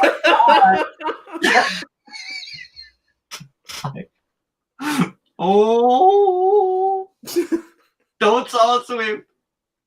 Go and talk to him. He's gonna smash something. It was a wonderful night. Not just because we went to watch Endgame, but that I don't know if I'd have enjoyed Endgame as much if we hadn't have had that little precursor. If we had that scene, the mini Thanos. Yeah, if we hadn't have had the snap before the result, before the effects of the snap. I don't know what you're talking about, to be honest. Really? You missed that in that much you blacked out? Blacked out, yeah. I just woke up halfway through Endgame. What the fuck is going on? Most proud I've ever been, I think, to be your friend. I was like, you know. It takes me quite a lot to get there, and I never thought it was possible, but for fuck's sake. I don't want to talk about it. It's still too. Why are you getting angry? You won't like him when he's angry, Alan. He was like Red Ross. Yeah. I was. Let's go back to Star Wars. I was angry about Star Wars because I felt like this is the main thing because the film was shit. I'll be back in 1 minute. Cool. Okay. The film was shit. He put his camera off and went on mute. Yeah, he never usually goes on mute. He usually just takes his camera off and we can hear him doing questionable things. Weird. So Star Wars, I feel like I generally like The Force Awakens. Even though it was a New Hope rehash, I thought it was good. I liked the chemistry between Rey and Finn. I liked the fact that they knew that Kylo Ren would never be as intimidating as Vader, so they just had to make him almost unquestionably hated. And what happened with Han, for me, got there. I was like, this guy's just a fucking idiot. They made him really unhinged. Yeah. You never felt like Vader wasn't sane. You felt he was just completely evil. Like he was doing it and he was convinced it was the right thing to do. It was fine. He was fine with it. You felt like Kylo was really, really unstable. Like he could snap at any minute. Really, really fucking well. But I don't feel like I was ever like, it was quite funny to see him kind of just be a bit snappy and angry and doing this and that and the other, because you never really thought he was particularly dangerous. You just thought he was just being a big kid. And then obviously what they did with Han, I was like, oh shit. You know what I mean? Like, fuck. Yeah, not just like a character that we all know and love, but his father, you know what I mean? I was just like, okay, right, I'm listening kind of thing. Yeah. You now have my attention. And I like that, and I did like that, and just everything, you know, it was just great, and it was just a really good homage to the originals, and then that one came out, and the what was it even called? I can't even remember the Rise. No, that was the third one. What was the Last Jedi? Eh? The Last Jedi. I think the only thing that I had an issue with is they did Luke a bit dirty. Completely dirty. Quite dirty, yeah. They made Luke a bitch. Hi, Mike. The voice from the gods. So yeah, but I liked Leia in it, obviously, because she's fucking sick. And then I actually for the parts that Leia was in the Rise of Skywalker, I liked her character as well. Like Leia throughout, what I was cool with. Even Mary Poppins. Even the Mary Poppins bit, which is what I was just about to say. I was like, I was fine with it. I would have preferred it done a different way. I think I remember what made me hate that fucking film. Yeah, what it was Mary fucking Poppins. I would have preferred her to sense the explosion coming and put a fucking wall up, rather than getting sucked out into space. But that's by the by. There's fuck all we can do about that now. I'm gonna get a soundbite of Mike just saying Mary fucking Poppins. It's the funniest thing I've heard. Like, oh yeah. There you go. I'm back. All 2 weeks of this year. Right. Yeah, we moved away quite a way away from Mando, but well, not quite away. We're talking still Star Wars, yeah. Yeah. Still Star Wars. It's not like we started talking about DC. Yeah. That is true. Which we can do because they fired everyone basically, which is fucking hilarious. Restarting everything again. Knobheads. Well, they fired Superman. Yeah, but also not knobheads. So Warner Brothers are knobheads. Yeah. 100%. But it's James Gunn. Yeah, you've got to trust. Like you have to trust James Gunn. I mean, I have issues with that second Suicide Squad film, but on the whole, it's a fucking lot better than the first one. Oh, absolutely. And when you watch night and day. And when you watch it might have been my favourite season of TV last year, Peacemaker. Yeah, Peacemaker was incredible. And it might have been my favourite season out of anything I watched last year. I fucking absolutely loved it. Like, I wanted to learn the dance. It was like, so I could dance along when the intro was on. I'd fucking... We'll do that when you're around here. We'll all learn it, and then... Dude, we want to learn the Peacemaker dance in the intro. Right. So we'll do that when we're drunk at mine next. Okay. Makes sense, doesn't it? Deal. But yeah, like I just fucking adored it. And then I was just like, James Gunn's just fucking great. He understands it. He's like a Kevin Feige where he understands the smaller characters and the more weirder side of the comic universe. And really knows how to drill into it and make it relevant now. Yeah. Which is one of the things that about the Suicide Squad. So I can't think of his name, and I don't want to feel like a dick about it. But the spotty guy, Polka Dot Man. Yeah, God. What's his name? Is it the polka dot? Polka dot man? I don't. But that guy. Yeah, we're going to call him Polka Dot Spotman. Yeah, something whatever like that. So going into that film, and like I remember speaking to you about it, and I was not excited at all about Polka Dot Man. Is it Polka Dot Man? Yeah. I was like, this is going to be fucking shit. King Shark looks awful. The voice is horrific. Like, hey, Sly Sloane's best acting since Rocky. But it's not Sly. That's the thing. Also, like, it's not Sly, is it? Isn't it? No.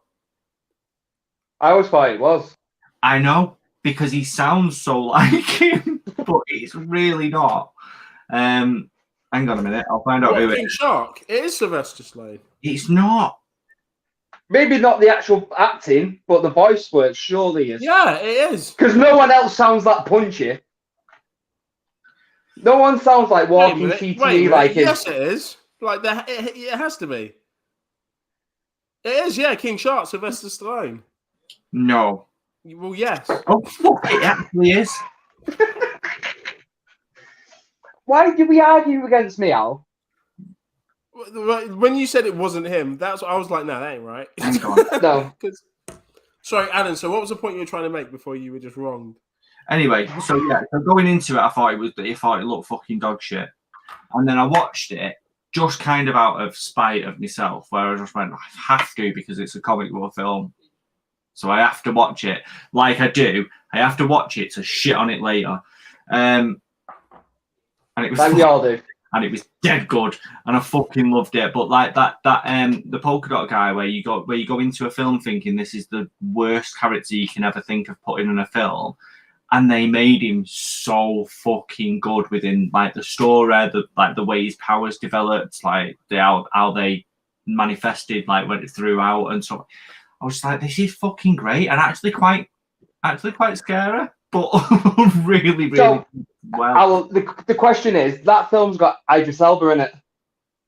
Yeah. What were you thinking about him? Oh, I really liked him in that. Sorry? Absolutely. Jesus Christ. What was that? As Bloodsport, really liked him. I've always said I don't feel like he's a bad actor in the right role. He just doesn't. You just don't like his type. But you just don't like his kind. Not go in there, Nick. But he's just. I think he's Are you a fan of Will Smith? Easily miscast. Depends on the film. Alan, are you a fan of Will Smith? Yes. Depends on the film. So that's Fresh Prince. I hate him. I think he's terrible. Fresh Prince Will Smith is fucking god tier. Okay, what about Muhammad Ali? Yeah. Same thing. Yes. Good. So, Bad Boys. Yes. Independence Day. Yes. I'm like that over Hitch. I thought it was a bag of shit. So, yeah. Mike, you don't like Will Smith, do you? No, I don't think he's a very good actor. It gets to a point where Will Smith's really great, and then it gets to a point in his career where Will Smith just has to Will Smith in everything. And then you go, I'm not a fan anymore because you've gone too far and you've made everything about you and the whole film's just you-centric. You look at like Hancock. Wild Wild West. Or Wild Wild West, yeah, where he just went on a massive Will Smith ego where he did like it, where he got into a George Lucas world where everyone just said yes to him and no one sat him down and went, actually, Will, probably not the right move for you, this, because that's going to make you look like a cock. Right, here's one. What do you guys think about the Men in Black? The first one. The first one I like. I like the cockroach guy, Joe, when his face is all messed up and he has to pull it straight. That part, as a film. But as a film, it's a piece of shit. It's not a good film.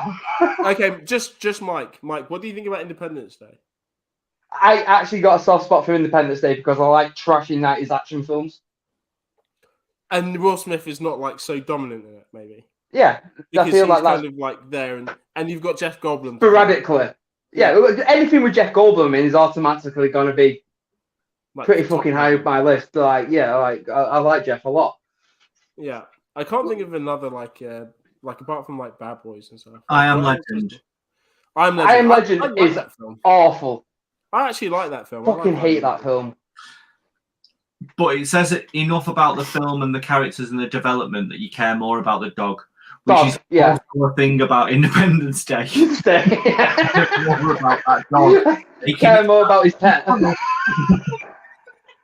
you like fucking boom and run, fucking run. Like that is literally like the best scene in the whole film. Like there's where he jumps in the explosion. Dying. Yeah. Obliterated by fire.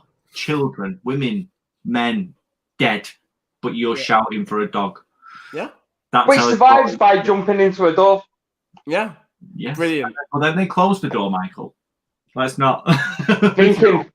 Science. Smart dog. Survival, innit? It survived. My question is, why didn't he like run in the first place? He was just stood there for like the explosion. He's been a good boy. Yeah, he weren't told to move, was he? Stay. Good boy. He would have just wow. That dog. See, this has levels. Like unless she called for the dog, he would have just stayed there and died. Yeah. Like being obedient. He's obedient. Yeah. Yeah. Yeah. It's what you call good training. That's incredible. So we'll be forever thankful for shouting for that dog. Was it Vivica A. Fox? Is that her name? Yes. I don't know. And she shouted, and the dog came, and he lived, and he got hugs, and it all was. He just survived the whole thing. He survived the whole alien attack. Yeah. Absolute legend. That dog. Yeah, he fucking went from there to a mountain. Yeah. Cool. Dog's living his best life. He found the first lady as well, didn't he? He found her. I mean, he didn't save her life. He's the real hero of that film. Actually, that's another one that's like when you look into Hook, who's the real hero of Independence Day? Yeah. The dog. Definitely the dog. Yeah. The dog, and then Jeff Goldblum's dad. Yeah, facts. Well, yeah. He taught him chess. To ever be on screen. That's all you need. I'd watch a series just about the dog and Jeff Goldblum's dad and just their shenanigans. I back that. Disney will make that and spend $50 million an episode on that bitch. Yeah. I'd watch it. But it'd look like they'd spent about £2.50. Yeah, obviously. It's Disney. Unless they're using the screens what they used to film Mando, it's gonna look like a piece of shit. Do you know what surprises me is how they can make films like. So we was talking about. So we was on the group chat the other night. We was talking about I'd rewatched Shang-Chi, which I forgot how much I enjoyed it. But there's some scenes in it, and it's the same for Multiverse of Madness, where it looks really plastic, like it very, very like not real. Yeah, one of the scenes is where in Shang-Chi, where the bus is coming over like the hills of San Francisco. Like cars going past it and stuff like that, and the bus bends because it's one of them that's got like a bendy middle. But it just, it's not right. And there's bits in like Multiverse as well where you just go, that's just pulled me right out of the film because it just doesn't look quite right. Yeah. But yet they make that film, but then they'll make Mando. I don't think I've ever seen a scene in Mando where I've gone, that don't look quite right. Yeah. There's one in that new trailer. There's one scene in that new trailer when it's the CGI Joe when he's in, what's his name? And he's on Coruscant and he's just in his ship. And it obviously looks really badly superimposed on the back on the green screen. But I'm hoping that is just because it's Joe. They'll probably create like post though. Like that's probably going to be one of the things where they clean up, because there's been loads of stuff like that they've put out in trailers and stuff where when you've actually watched the show or you've watched the film, it's been like, oh, that's well cleaner. Like you didn't know it, do you know what I mean? So it's probably going to be one of them things where you just go, oh, I've never noticed it in the actual scene, even if it's in the fucking show. Yeah. Because sometimes it's either that or they've done the Marvel thing where it's just going to be completely different background. Yeah. Like it's just a fake out to make people Yeah. Which I hope it's not, because Mando's always looked incredible. It's just the prettiest looking show Disney have ever made. Like it's even more, even Obi-Wan, I was surprised because there was a lot of shit looking shit in that. like when even at the fight with Vader at the end of all the rocks, I was just like, that looks really bad. Like it was done better with Rey in the Jedi one, the shit Jedi one. It was done better in that film. It looked bad. I don't know that it was done better in that. I think I was already at the point of hatred in that film. Beyond repair. That I probably just remember the rocks. Definitely better in Obi-Wan. Yeah, I just remember it looking quite bad. But even when Vader stops the ship, I remember that looking quite bad. It didn't look good. I thought it's like we've got Rogue One and we've got Mando. You know, even like there was scenes in Boba Fett, even the Rancor scene. I thought was just like, nah, it looks shit. It doesn't look rendered. It looks like very CGI. I feel like it was rushed a lot in Obi-Wan. It did like a lot of the stuff just didn't look rendered, didn't look clean. You know, it just looked like it looked quite basic CGI, which I was surprised at. Because when we have something like Mando, it just looks good. It looks like movie quality, you know.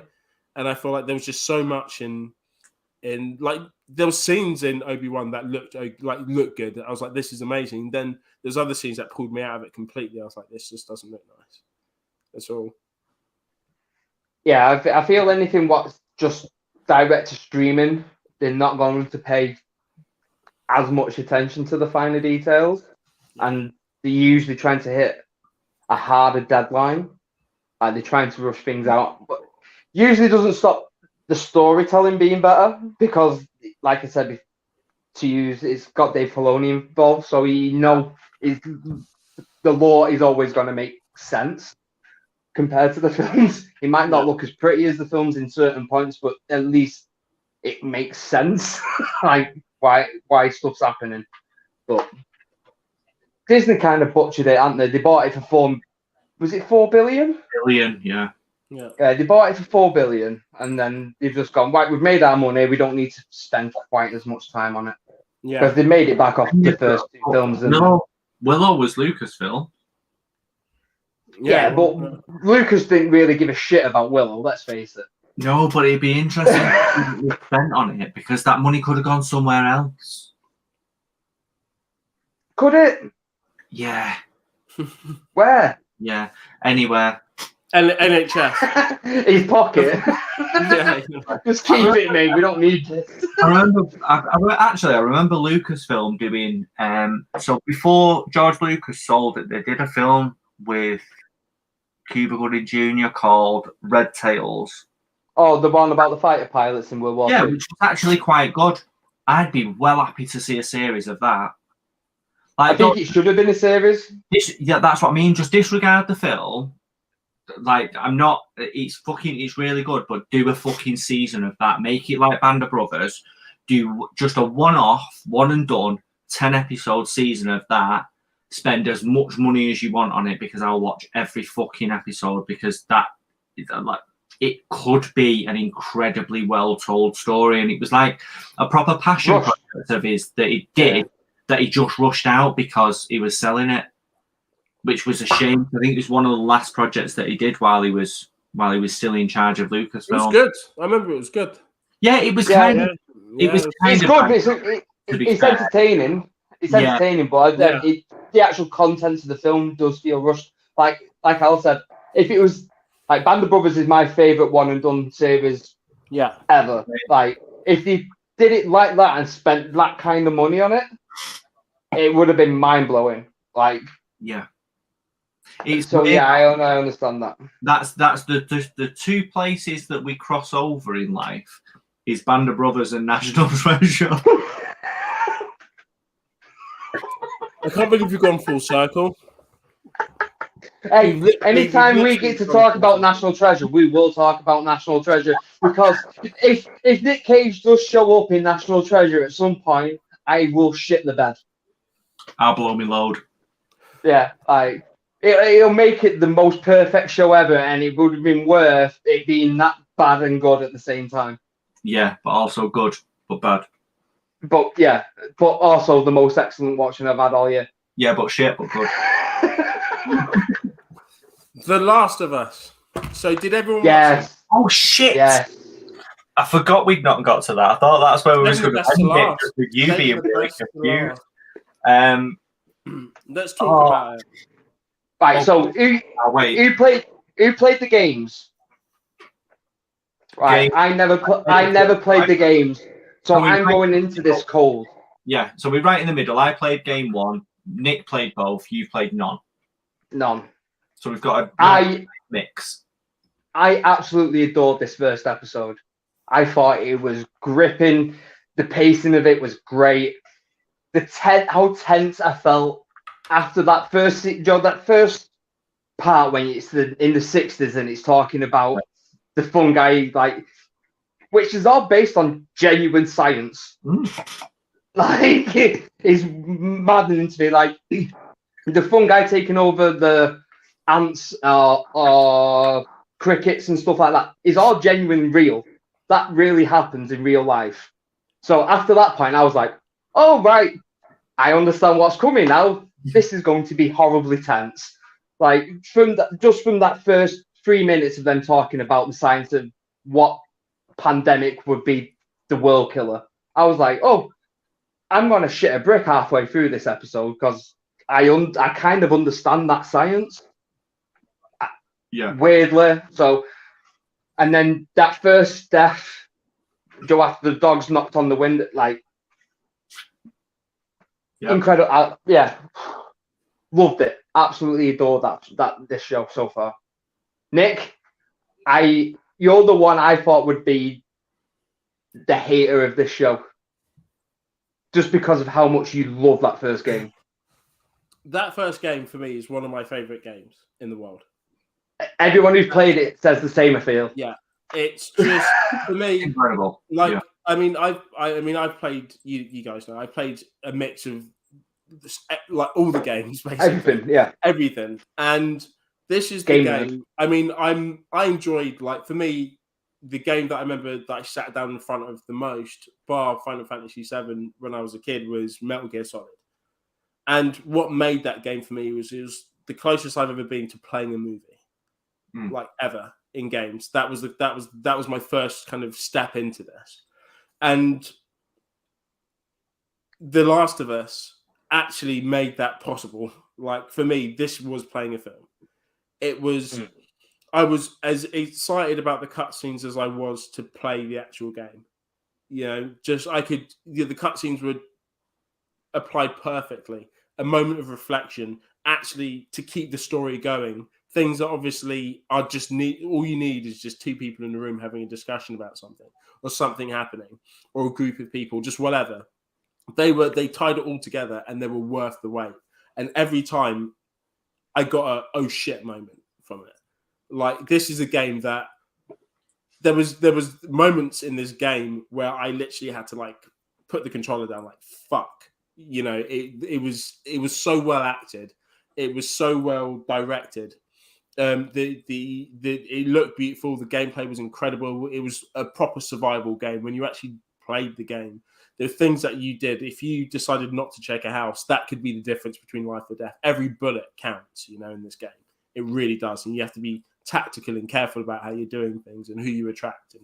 And this, so you're doing a lot of thinking. You're literally playing as the character, and they force you to do it. And they force you to be like that, whether you're playing a survival mode or just a normal game. The things that you do have consequences. And it's not like you can just pick back up. You need to then live with that. And you need to either go in hard, or you need to go in stealthily or tactical or whatever. So it's just about gathering and making sure you're getting as much as you can. And then obviously in between that, there's just the little conversations between Ellie and Joel that would happen just as you're going through the game. And there's things that you do in the game, a place that you go where she'd find something, then you'd have a fun little moment there, something that wouldn't happen if you just continued down the normal path. And there was a lot of character building in this. And the fact is that both these characters had so many flaws that you could just forgive, and you could understand the reasons because you were so immersed in this world. So that's why I love the game. You know, like, as soon as I was done with it, I was ready to play it again. And I very rarely do that with a lot of games. I play it and I forget about it and probably get back to it the next year or something. I was ready to play this game again because I knew there was stuff that I missed. The story I got, and the stories are one story, but I knew there's elements that I missed.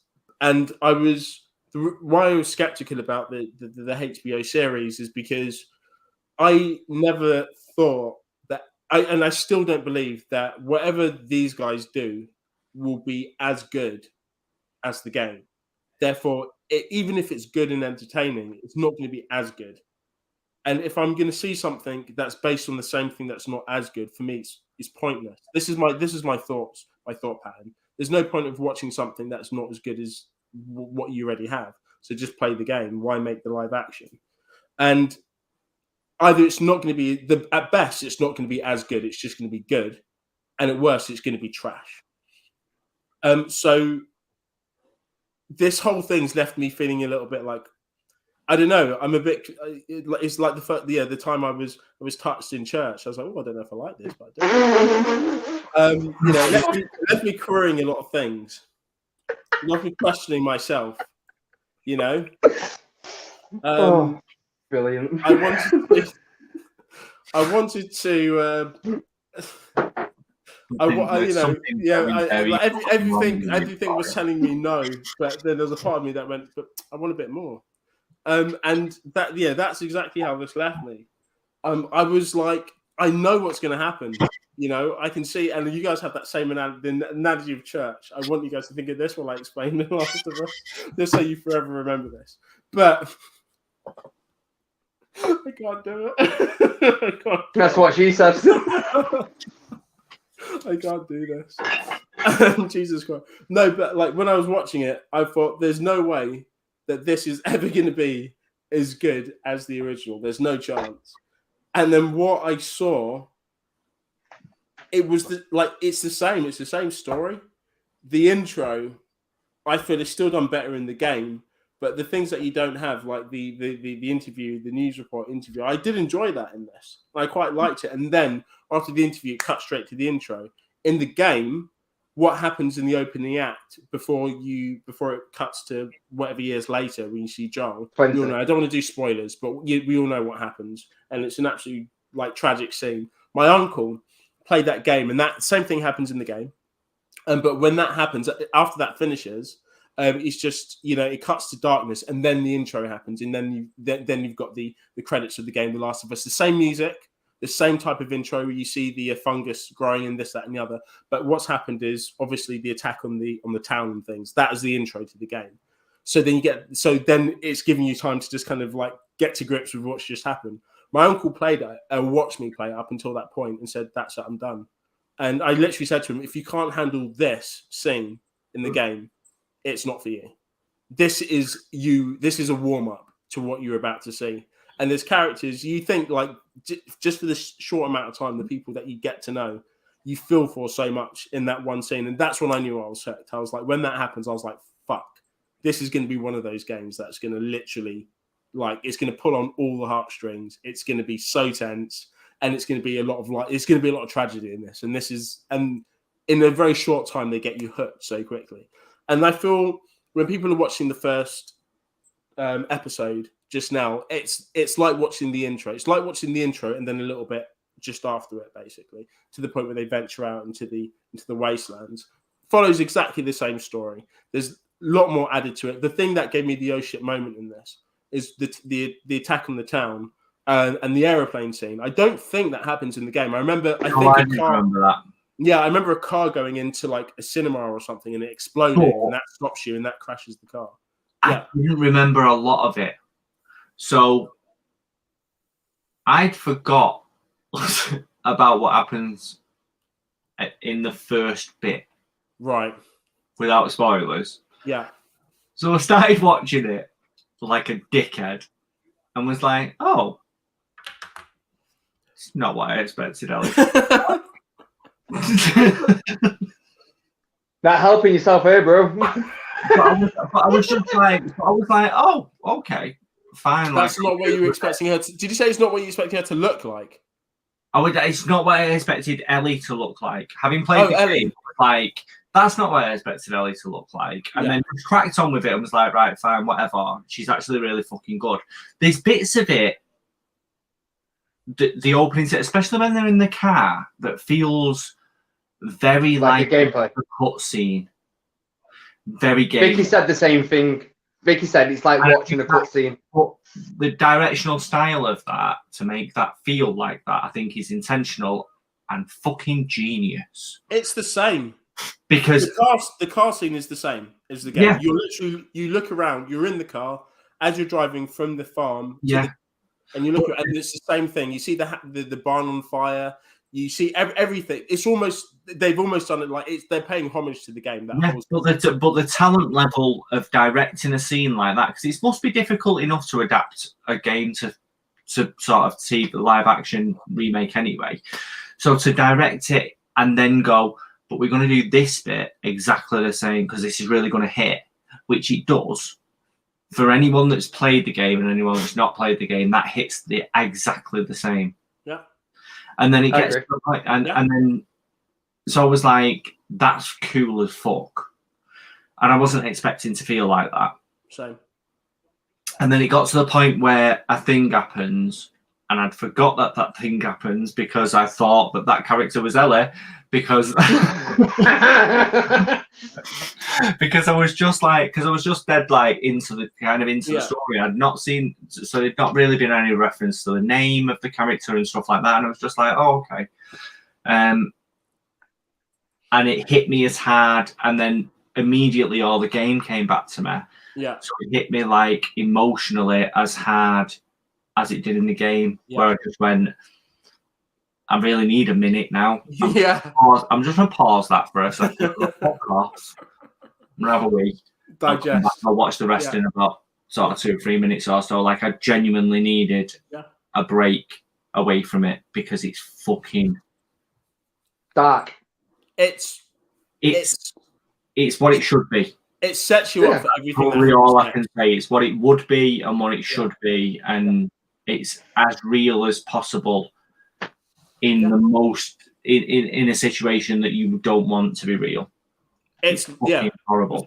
It's like the worst case scenario. But this is the thing as well. It's just done. So you're playing as her in the game, in the opening bit. So you're walking around the house looking for Joel effectively, and you hear news reports of something happening in town, and then you hear an explosion outside. Where it happens on the news report. You see like an explosion on the news report live on the TV, and then she looks out the window and you can see the same explosion in the distance. So that's where the town is effectively. Yeah. And then you're walking around the house, and then she starts to panic and you're looking for Joel, and then something happens, and then they get in the car, and so you're doing all that stuff as her, and you know how freaked out she is and stuff like that. And I feel like I need to give it its dues. I don't feel like I've really kind of made my point in this. I feel like this is less of a just making a cash and grab and just making something which I thought would just be the same, because this story is so strong. For them to deviate any way in it would just be a waste. They've got the perfect story there. They're just going to tell it, as far as I'm concerned. If they don't, either they've got something better planned, which it'd be hard for me to figure out what, because again, this story is solid. It needs no change, and it doesn't make. And if they're gonna, especially if they're gonna do the second game and make a series based on that, it needs to stay. The story needs to remain the same. It has to follow the same pattern. But I saw this less of them just making a story for the sake of it. And actually, almost, it feels like they're actually paying a lot of homage to the game. And it almost sickened me to say that, because I was set to hate this. Yes, you was. You was ranting and raving about it before you even watched it. Mate, I was an old man in fucking Ohio in a rocking chair on his porch, polishing my fucking shotgun, ready to shoot the creators of HBO, man. I was like, I hate this. No one's going to tell me nothing. Man, I'm shutting my ways. Ain't nobody going to tell me nothing about this. I've seen the game. Yeah, I played the game. I've lived that. I love it. So there's no way that they're just going to make a live action and make this. But as far as I'm concerned, it's almost a tribute to the game, and it's done so delicately. And there's that whole town scene. It's been a while since I played the game, but fuck, I would say if it wasn't like for like, it's sure as hell close, because it was almost picture perfect with the cutscene, how the camera was moving. Even the way that the people were moving in crowds, and like the scene where they came. Just the fact that you're talking to Tommy through the debris of like the police car, like That was ripped straight out. And I suppose we do it all the time. Like you were saying the other night, Mike, we do it all the time where we go comic to film. And because you're probably more familiar with the comics, you'll go, that's ripped straight out of a comic. Yeah. That's straight out of a comic. Like you've read that comic, so you can reference that image. That's probably how we feel. And approaching it, I didn't expect to be emotionally as invested as I was through the first episode. Yeah. There were bits in it that I will say where I just went, yeah, I kind of know what's going on now. Just like I could hit that skip button and just skip ahead like 10 seconds a couple of times, like 30, 40 seconds, and just get this bit out of the way because I know what's going on here. So there were bits like that in the first episode where I just went and I know what's coming, so I'll get there. But I persevered and I watched it and I appreciated the acting and stuff like that. Like when you meet Ellie and stuff like that, and you meet all the other characters, I was just like, I actually appreciate that they're all really fucking talented. Like really great. He's so well acted. Not a soul is dialing in a performance. It is everyone is a part of that story and wants to tell it the best way they possibly can. It's like they've all, I suppose it's like me and Nick, it feels like the cast have all played the game and they've gone, right, we know what we need to do. We'll do it as well as we possibly can. Yeah. To make sure that it's done properly. Yeah, no one is half-hearting this. No one's in it just for the cat. You can tell.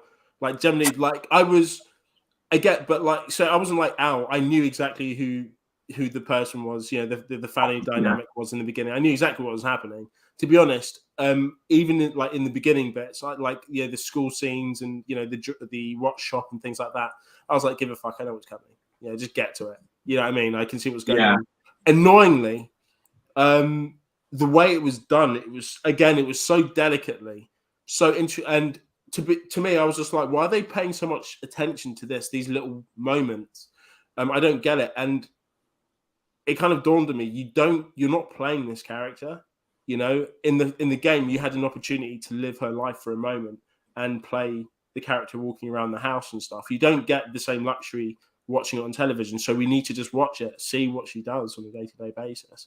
You know, like her love for her father and what, you know, the lengths that she goes to, you know, going to school and also the little signs that you get about how the virus is evolving and things are happening. The little twitching and the twitching, just little things like that. And when I was noticing these things and getting into it, I was just watching it like, you sons of bitches. Like I can feel myself generally getting hurt. I'm just like, you motherfuckers. Like, you're gonna literally do it to me. Like, you're literally gonna do it to me again. I swear to God. And then obviously the barn scene and everything, the town scene. To the fact that even where they are, their fortress, where they meet Ellie and stuff. It looks like it's the game. It looks exactly like it. If there was no one there and there was just a camera of the set and it spanned around, I could tell you where it was. I could identify it. I'd be like, that's from The Last of Us. So they've for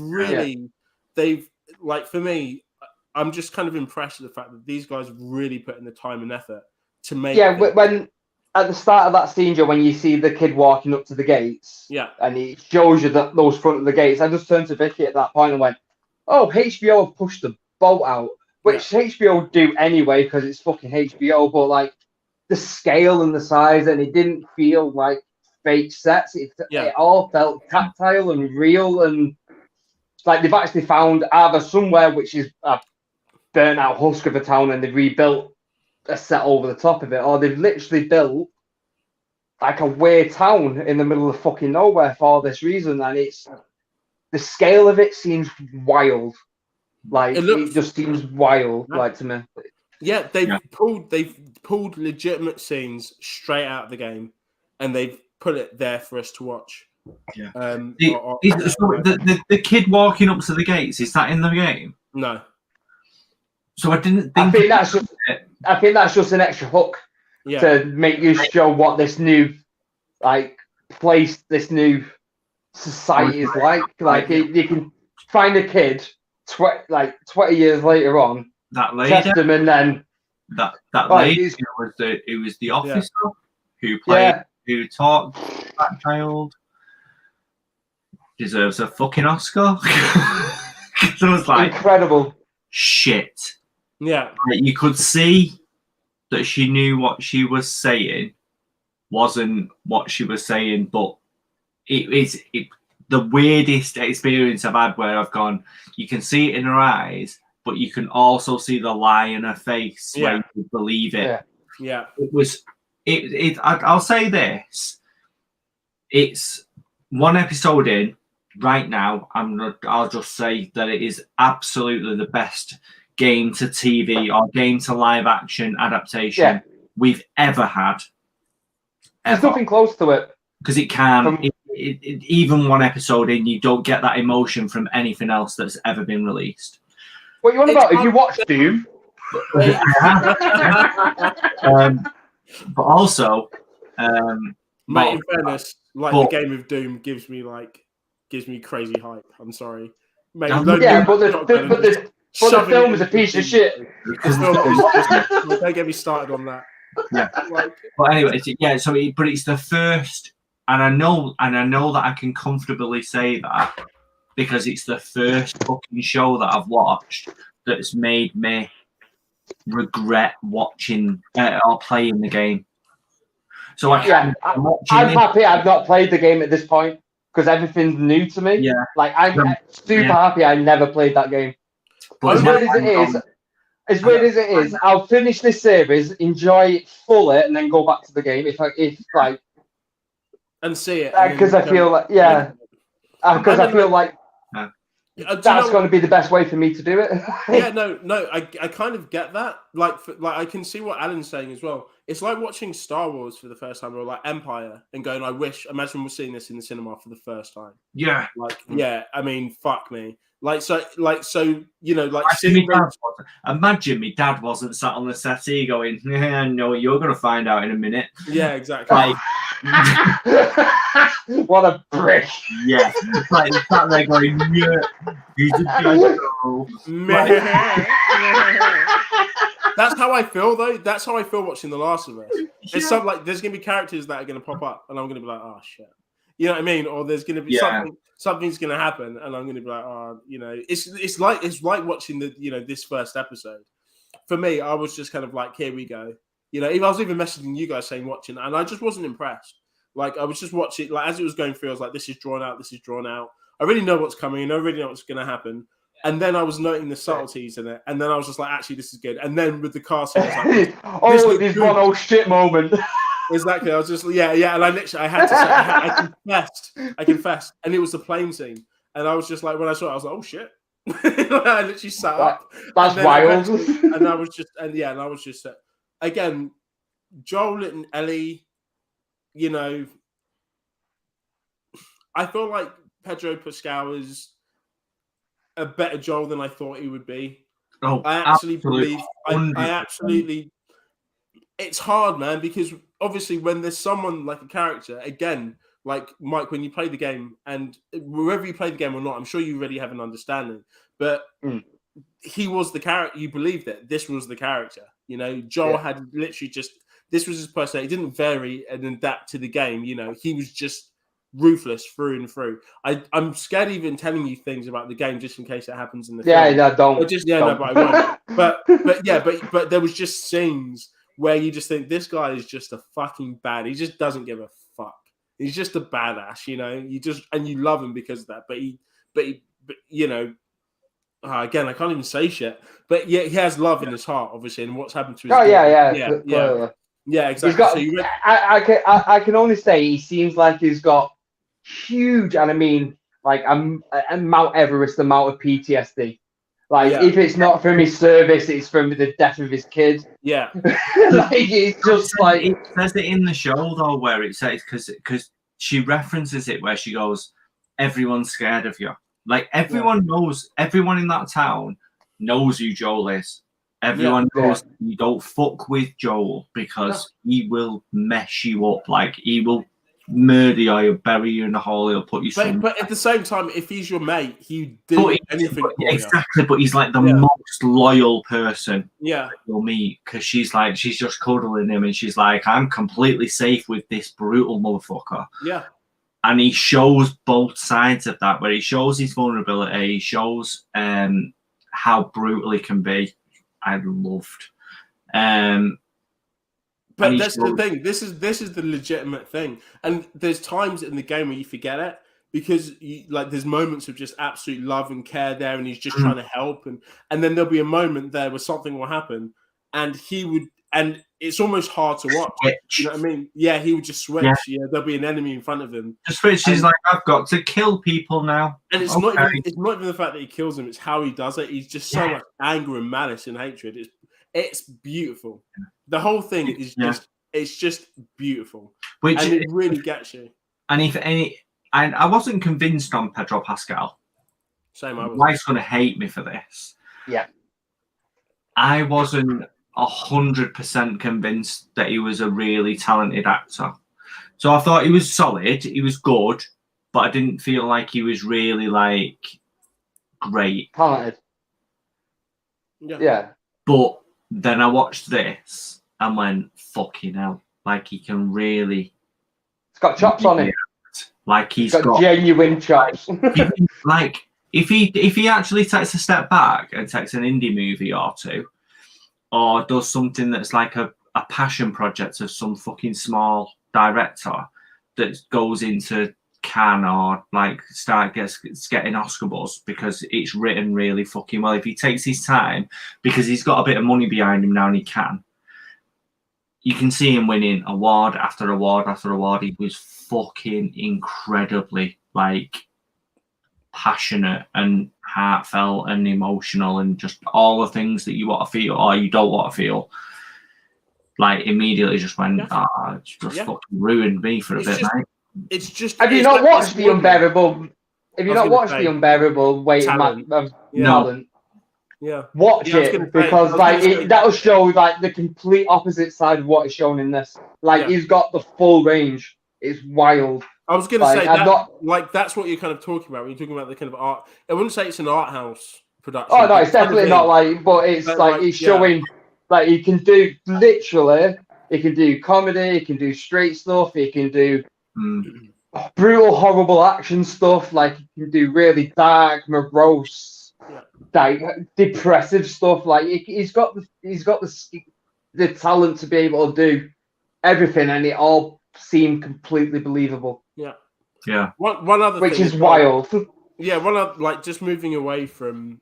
I don't know. I forget the actress's name, but who plays Ellie again? For me, Elliot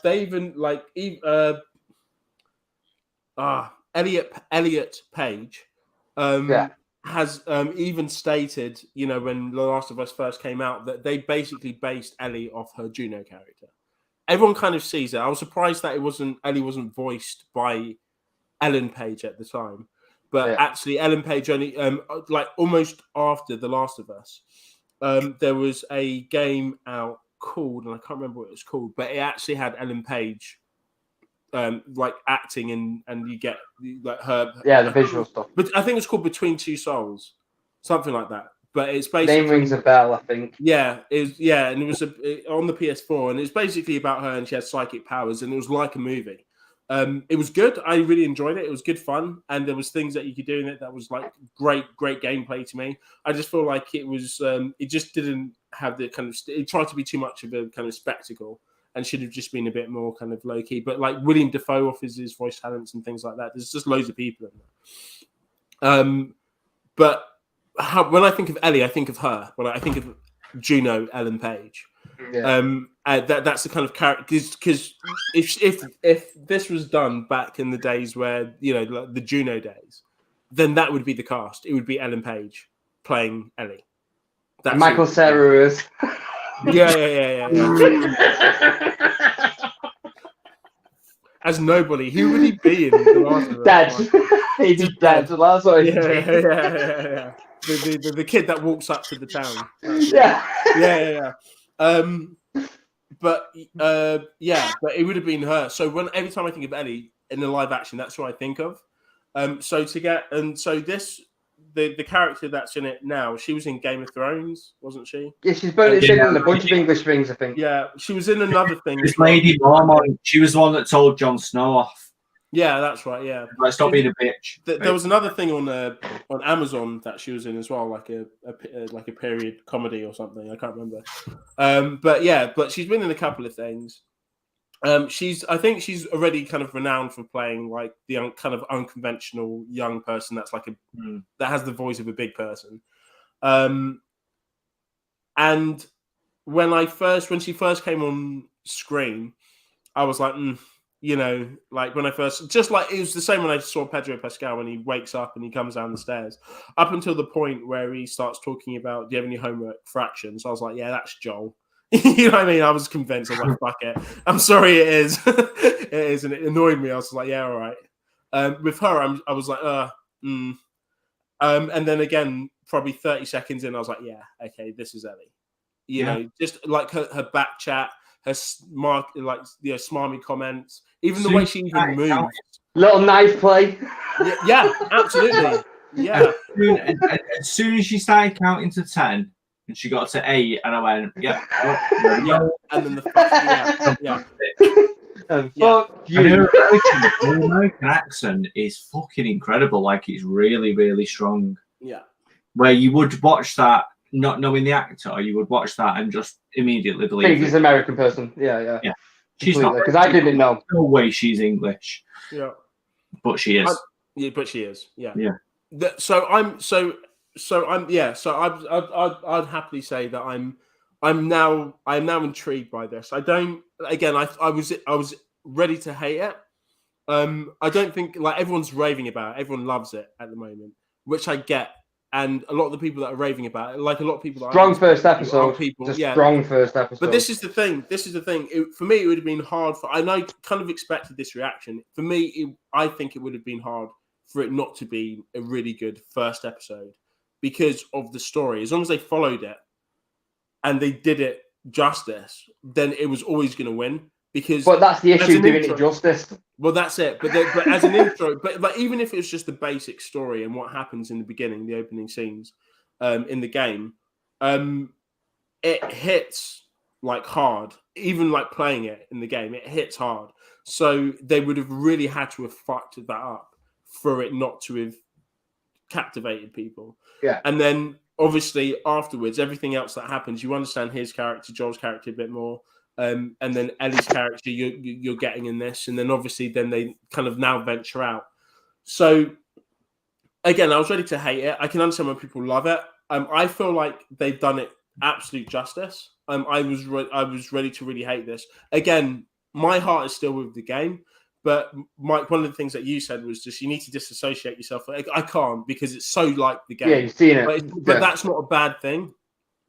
I feel like the fact that it's so like the game is actually a positive. It shows that they're doing it right. They've decided that actually if we're gonna do this, it has to be like the game. Got to do it right. Like you have to do it as the game what broke the internet. Yeah, exactly. Yeah, we need to do it like this. And the fact that they're doing it like the game, I can't hate it because I love the game and this is like it. So it's like right, they're literally doing it almost exactly like it. If they made the Resident Evil film, like those first games, like it would have worked. There's no incredible. Problem. There's no problem. Yeah, but then you just go, no, we don't need that. We don't need. All we need is Mila Jovovich, and all we need her to do is jump around in slow motion and shoot 2 guns at the same time, and let's just make it all about her. Fuck off. All you need is to kick a dog and shout Wesker. How many films of those did they make? Like 7, 8? 7, yeah. I mean, it's just her. It wasn't even about the zombies anymore. Like it was just her. I watched every single one. I've seen most of them, but I just kind of give up towards the end of it. I was just like, this is even too bad for me.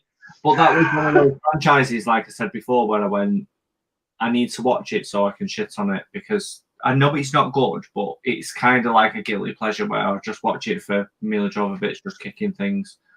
See, from what I know of the game, from what I've heard of the game and everything, I was just like, so the effect this game had on the general public, what played it was the effect that the first 2 Resident Evils had on the general public back in the 90s. Yeah. Like, so I was like, okay, So more, as long as it... because I played Resident Evil. I wasn't brave enough to play Resident Evil in the 90s. So what we did was we bought it, and my mate played it, and I fucking watched it. So my mate genuinely, my mate has played it in his room. I fucking watched and went, yeah, there's a thing sparkling on the floor over there, you know, but it's next to like a dead body. Might bite you that. I played it. Because I was like, if it got to a scary bit, I'd fuck off out of the room. I mean, to be fair, I was about 12. So the experience in terms of like the atmosphere of it is the same, but when you look at like the cinematic and the storytelling aspects of it, like The Last of Us is fucking. Oh yeah, but technology has helped with that, surely. That's the only thing what popped into my head when everyone was raving about it. I kind of roughly understood what the game was about, and I was like, oh, so they'd made a really good version of the first Resident Evil films. Yeah. I was like, okay, I'm not going to play the game. I'm just going to wait until it comes out. but it's better in a way that where it's, like you said, scientifically, it's probably more believable than... Oh, yeah, completely. This kind of T-virus thing that goes on in Reza, where you go, scientifically, yes, there is T-cell therapy. That's a thing. And when anyone mentions it in work, I go, that's a fucking zombie. But at the same time, I'm going, cool, let's cure cancer. Yeah. Like, that's actually a fucking thing that I deal with. But yeah, so it's like scientifically with the fungi thing, it makes more sense. Cordyceps literally do turn zombie, like ants and different other arachnids and stuff into zombies to spread their fungi. It's all wild stuff, and it is completely like technically true. What could happen? Like, so I was just like, that's a bit creepy. I'm fully invested in this because I kind of understand a little bit of science. But maybe that's why it hit with me and Nick more as well, is because you play the game and you go, it makes sense. Like, you feel like it could happen because it feels really fucking real. Like, not only you playing it, but like the storyline and everything, the way the story progresses and the reactions of Joel after certain events goes, well, that's absolutely reasonable. That's what you would do. That's the course you would take. That's where you'd go. That's how you'd react. It's like, so all of that makes you feel more invested in the story, where you go, this is my life now. Yeah. And the point that I feel like that, again, from what I've seen from the first one, I think the things that I was worried about have kind of been answered. I'm still a bit nervous about them because there's some pretty epic wild moments stuff within the first one. And again, whether it's going to bring the factor of fear or the factor of kind of a moment of bliss or whatever that are done just by these kind of big scenes, whether we're going to get those or not, from what I see at the moment, I feel like they're more than capable. In fact, to see the Leaning Towers at the end of the first episode, straight out of the game again, even in the storm, exactly how it looks. Gave me goosebumps, like legit. I was like, okay, right, I'm ready. I know what the fuck happens in those towers and beyond. And I was just like, right, okay, I'm invested. Let's just see what you can do. Yeah, because like the next episode for me is going to be the episode that take. It's going to take. Like, I'm intrigued now. You've got my attention. I don't, mate, hands up. I do not hate this as much as I thought. In fact, I do not hate this at all. I feel like it's paid. I've only got positive things to say about it. It's paid good. Like the hook's in, but you want it to be set in the next. It's not really. I'm in the boat, but I'm nervous. Yeah. Here's the problem, though. Yeah. So the last time that we did these lives and did them every week and reviewed a show every week was when WandaVision was on. Yeah, we all watched it every week and we all reviewed it and we all, particularly I fucking loved it. Yeah, we all it was a great show. Great. The danger is that with this one, I don't really want to watch it weekly. You want to watch it in a binge? yeah, I want to let it build, and then I want to watch it and go right because there are bits in it where I'll go, I know what's happening now, but there's also bits in it where that I know I forgot or that I particularly remember from the game where I go, shit, they actually fucking did that and they did it right.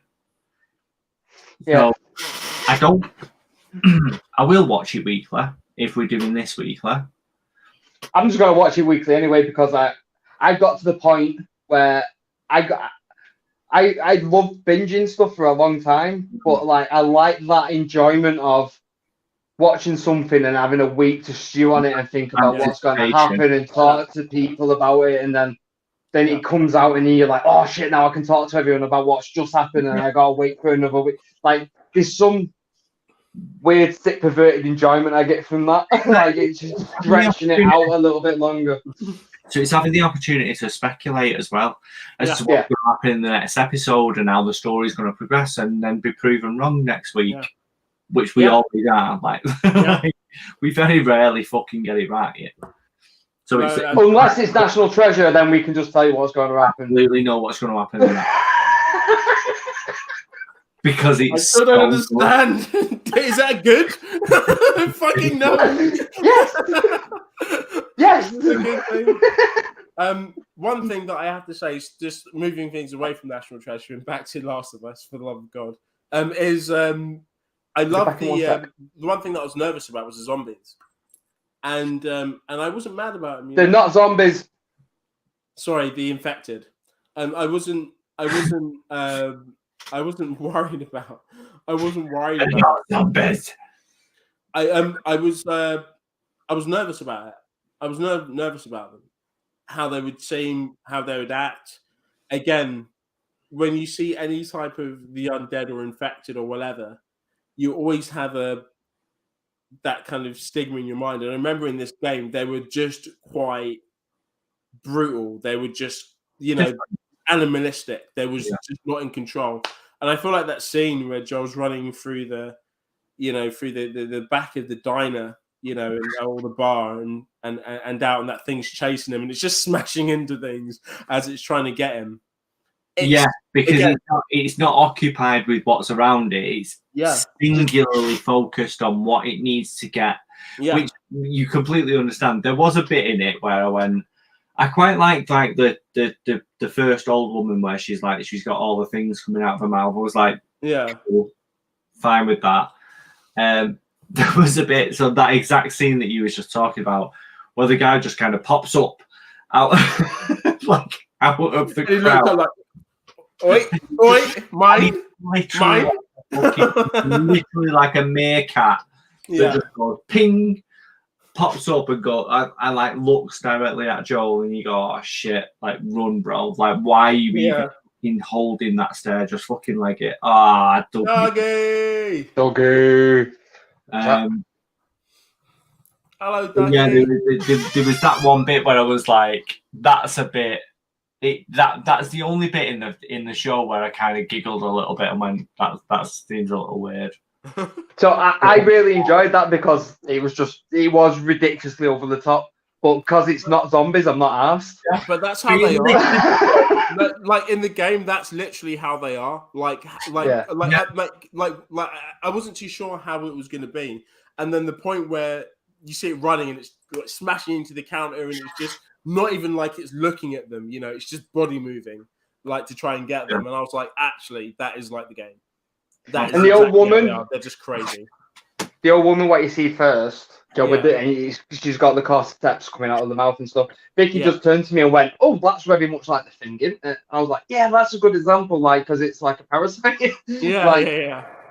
So I was like, "Oh, I don't have a fault with it, but it's early days, and I don't know the lore of the thing, so that's probably why I'm gonna be more open to enjoying it than you and Al." I feel like, but I haven't got a fault with it. Yeah, I feel like, and anyone that even has played the game but doesn't particularly remember it, maybe enjoyed the game but forgot the story or whatever, they'll enjoy this as well. I think I feel like for me though, because it's up there with one of my favorite. I got lost in it. I don't know how many times I played the first game, but loads. There's a point I played it like maybe twice or 3 times in 1 year at one point. It's probably when I first got it. But it was like, for me, it was just one of those that like I was just hooked. You know, I love these characters. I love their dynamic. Loved who they met. I loved the world. You know, it was just great for me. It was amazing. And I think then when the anticipation of the next one came out, I then played it again because I got excited, you know, for the next one. I was just like, right, I need to remember how this one, you know, and how this one finishes and all that. I don't know. I don't think I'm excited. I'm a bit nervous for what happens next because I know that a lot of things now happen going forward. A lot of things did happen in the game, and again, so far, like, I think one of the biggest scenes in the game was the town scene. That was like the biggest kind of spectacle. Everything else that happens on quite a small scale. It's quite intimate, apart from a couple of chases and things like that. But most of it, you know, it's all kind of within a building or an area or whatever. This was the kind of thing that happened within this big town, and you're running through it, and you know, it felt big. You know, it felt massive. Oh, God. And so I feel like if these guys did this scene like they've done this, there's no reason why the rest of the series isn't going to play out like the rest of the game should. On paper, it should. They've done like almost the hardest part by making this happen. The first scene, that was almost the baptism by fire. Now it's going to be, are these guys going to? Oh. Hi. You should introduce them to each other. Make them fight. Like Godzilla and King Kong. Make them fight. Okay. I think the cat would beat this one, didn't Yeah. I bet you lose. Guys, 2 hours and 16 minutes. I reckon we should wrap this shit up. Unless anyone has anything else to say. Yeah. Next week. Right, so on Instagram, I put out a post saying I wanted to figure out what drink should I make while Nick is ranting and raving about how bad this is going to be before we watched it, and then it's all been positive news. But Briggsy messaged me, said I need to make a cocktail for it, and I've got a rough idea. I sent you the specs before. Yeah. I'm gonna work over it over the weekend, until we're next on camera, and I'm gonna have some. And I'm gonna call it The Last of Us Spores. I feel like that's. Yeah, I feel like that's relevant. But the question is, how much absinthe should I put in it? Loads. All of it. Enough that you can set it on fire and it will burn for like an hour. Well, you only need vodka like 40% to start burning, don't you? But here's the real question. So the real question is, should I do the live next week from your house? Yeah, you can do. Yeah, great. Why is that the real question? I don't understand. That's the real question for me. Because he wants to come round and drink the cocktails. Yeah, I kind of want to come round and drink the cocktails though as well. I feel like just come round then. Yeah, we can just come round then. Yeah, we should all do the live in your house next time. Yeah, I quite like it. It's easy enough, isn't it? If we're all talking in front of a camera. Let me look at my calendar because I can't do next Wednesday. Hang on. Or we can do whatever day. I feel like we should be discussing this off the live. Like, I'm just gonna probably. The next live we're all going to get drunk together. So the next live we're all going to get drunk. Let us know what you think about The Last of Us and whatever, anything else that we've discussed, and whether or not you agree, and what you think about our theory to hook as well. Because I'd like to see if anyone else. I think that's the most important thing out of this. That's the most important thing that you should get out of this. Disney are disturbing bastards, but for not the reasons that you think. Yeah. Disney. We do feel it's not just the Nazi affiliation. Yeah, like Tinkerbell basically ran a sex trafficking operation and groomed a lot. She's the Andrew Tate of the fairy world. It was There's something not right about it, and it needs investigation, Disney. But yeah. Anyways, let us know what you think. Peace out. Tuning in if you tuned in. Comments and shit like that. We're going to be posting loads more stuff, and obviously be talking about the next episode of The Last of Us as well. So let us know what you think about that. Thank you for watching. Peace.